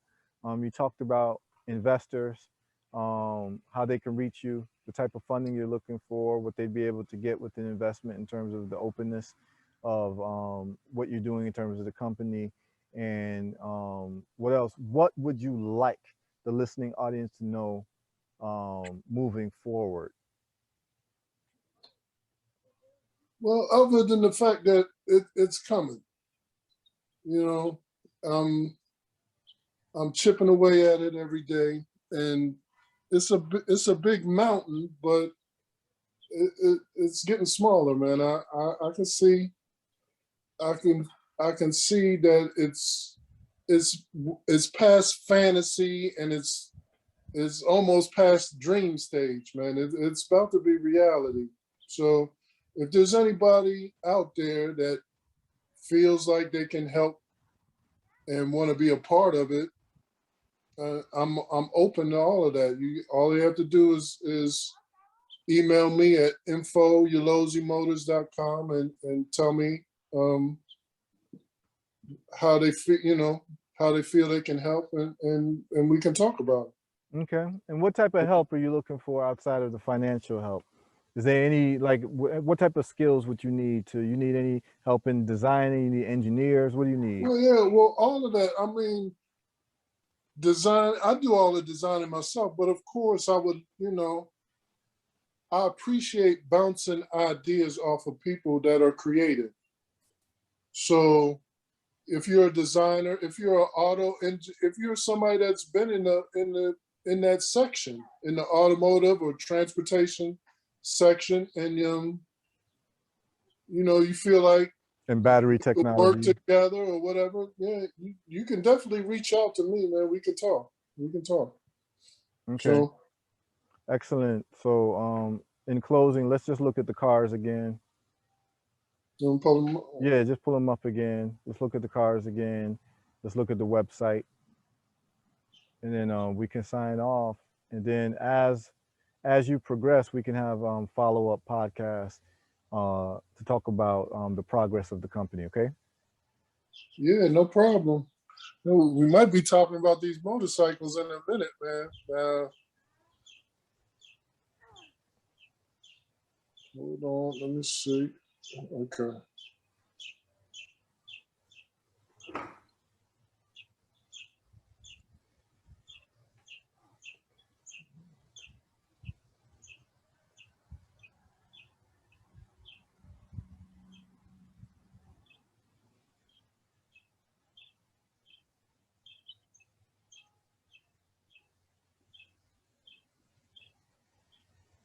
And then look, Peru, can you hear Yeah. me? Yeah.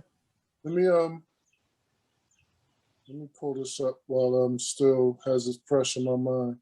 This is what I was talking about. C.R. Patterson, Okay. one of the inspirators that got me into it.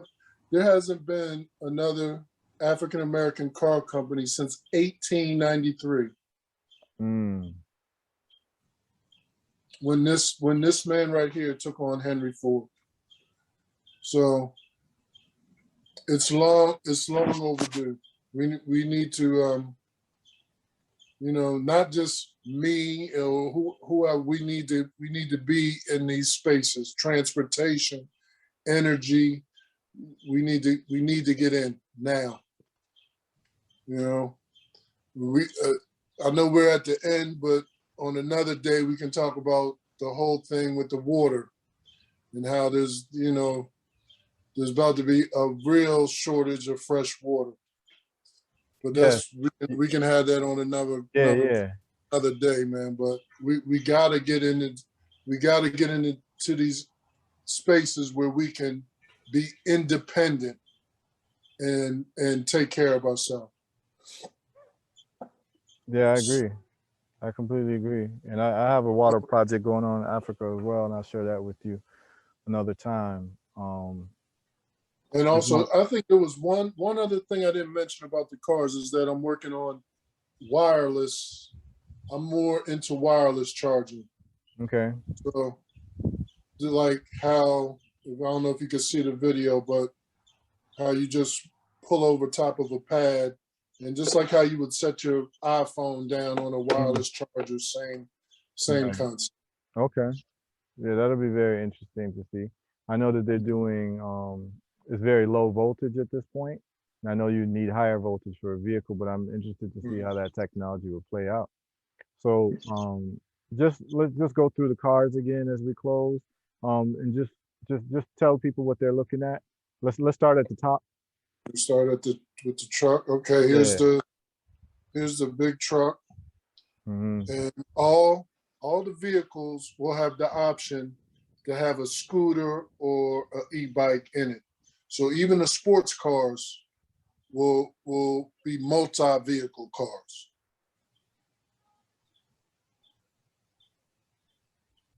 And then here we have one of the sports cars, a smaller SUV that we're working on, and a more futuristic kind of coupe. And then at the bottom, we're looking at more of a hatchback kind of station wagon kind of car. And then here are the features that I'm I want to have in it. So even like with hydrophobic, a hydrophobic coating over the car, that's something where you wouldn't even have to never get the car washed. You can just always just wipe it off with a towel. Okay. So you can saving money on water and getting Mm-hmm. car washes and things like that. But Mm-hmm. I see you got the solar roof on there. yeah, and a solar roof, airless tires. How we talking about airless tires, and Right. the whole thing with the camera, like how Mm-hmm. Tesla uses the camera system, and the digital license plate, the embedded license plate we're working on. So we're trying to be futuristic, man, and really take the car to the next level. Okay, I see umbrella. What is the umbrella? The umbrella is, man, I have it on the other page. It's just like one of those air pump. Here's the umbrella right here, and just like how you have those air pumps that open up your trunk of your car. It's one of those gas pumps. I'm using that in the umbrella, so you press a button and it pops. It forces air into the top, and you have a neat little umbrella that'll be in the car.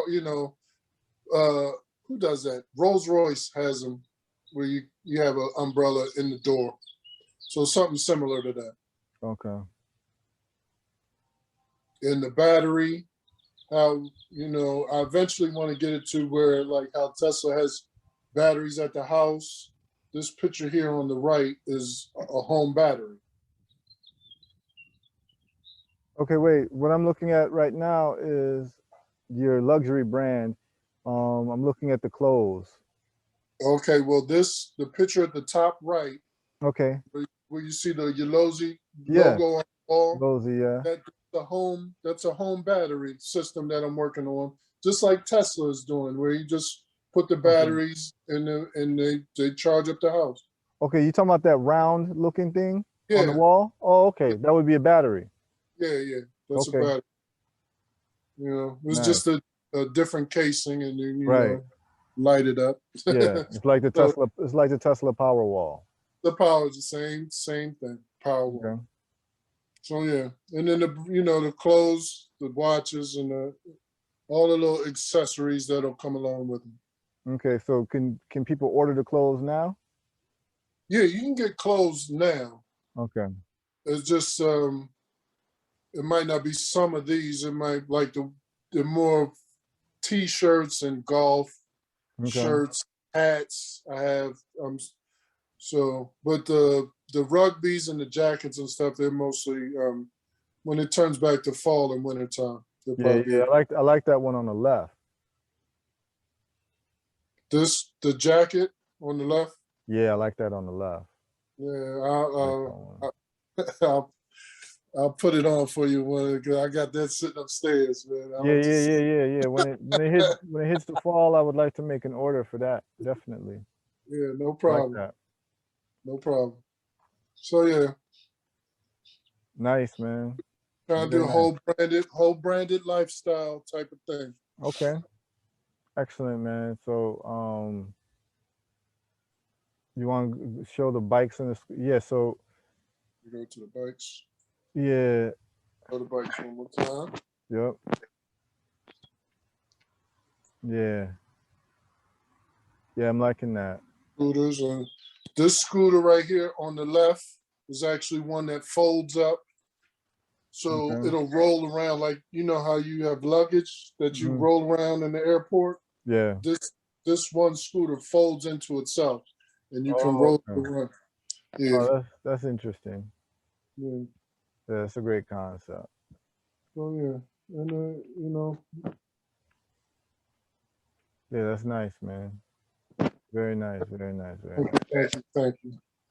And then So let's yeah, go back to the autos and the sports, the sports vehicle. all right.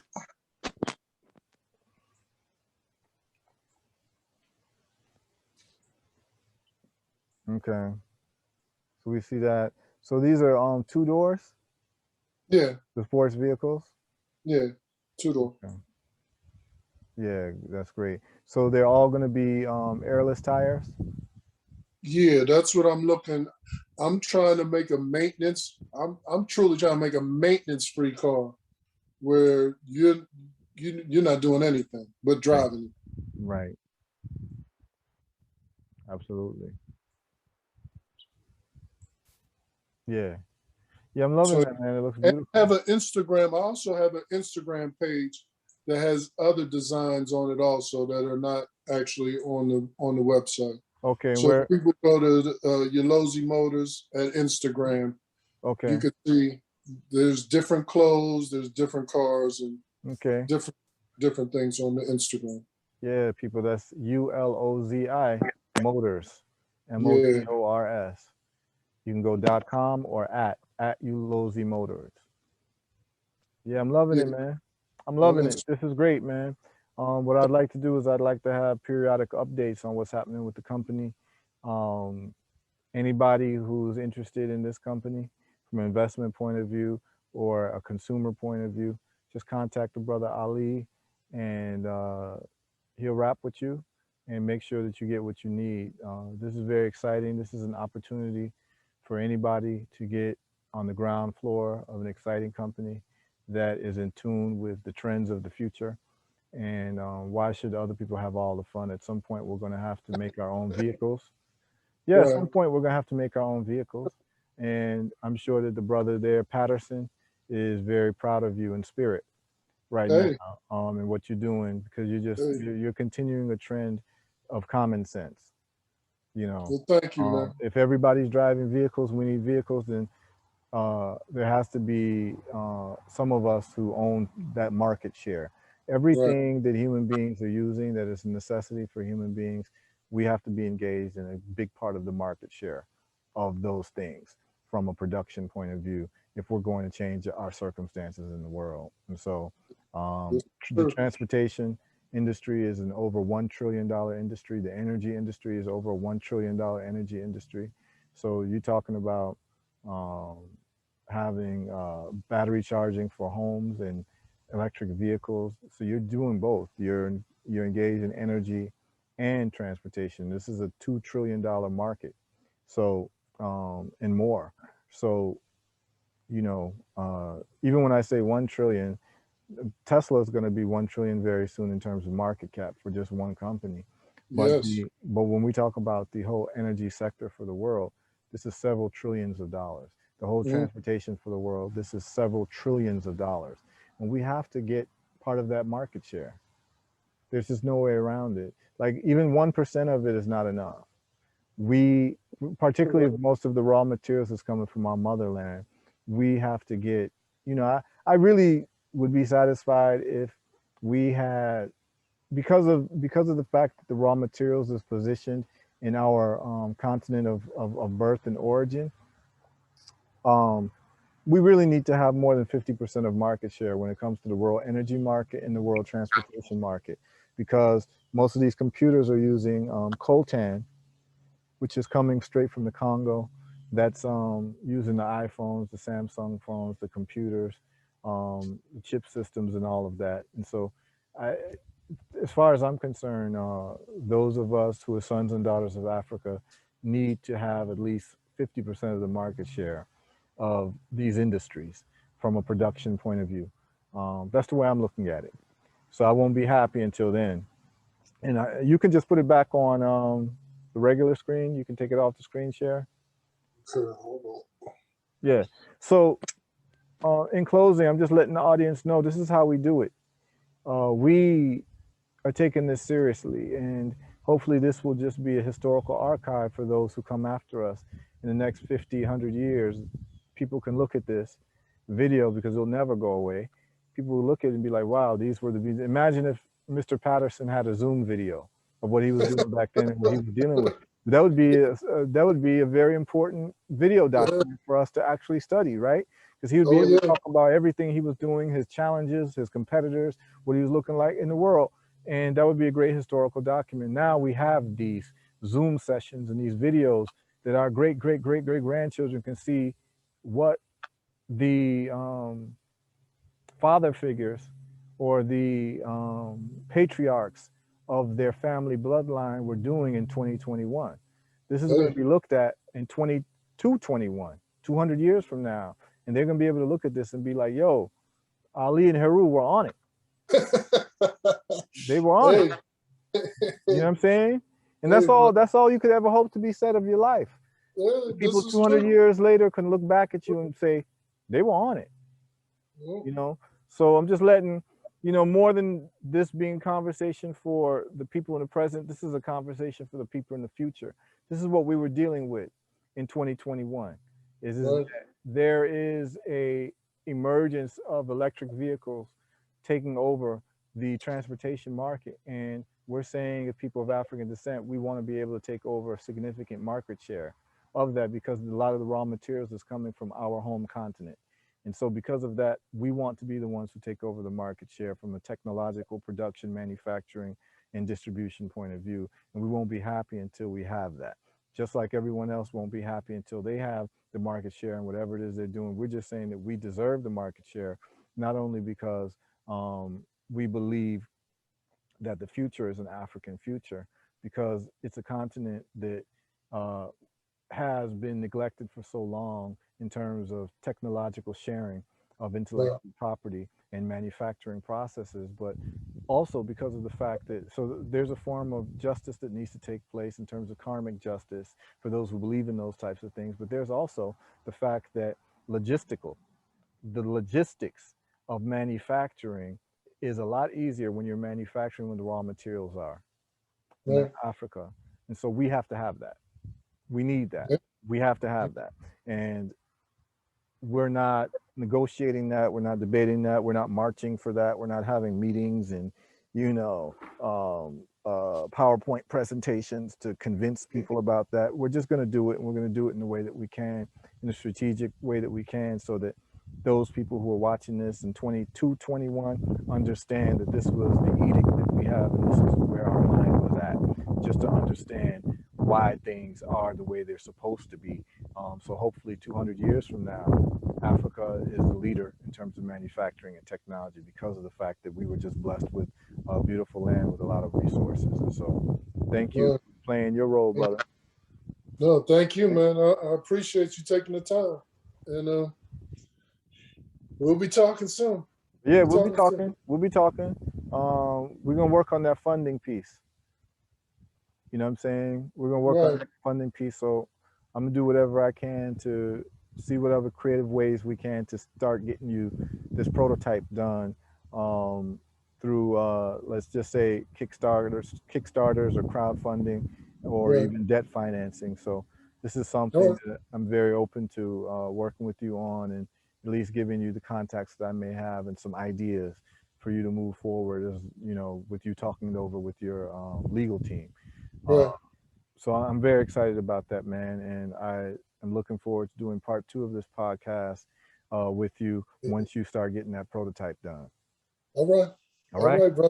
all right, Yeah, man. man. All I'll right, talk to and you soon, man. remember, I want to be your first customer or one of your first customers. All right. All I right, got you. all right, I man. got you. All right, Peace. peace.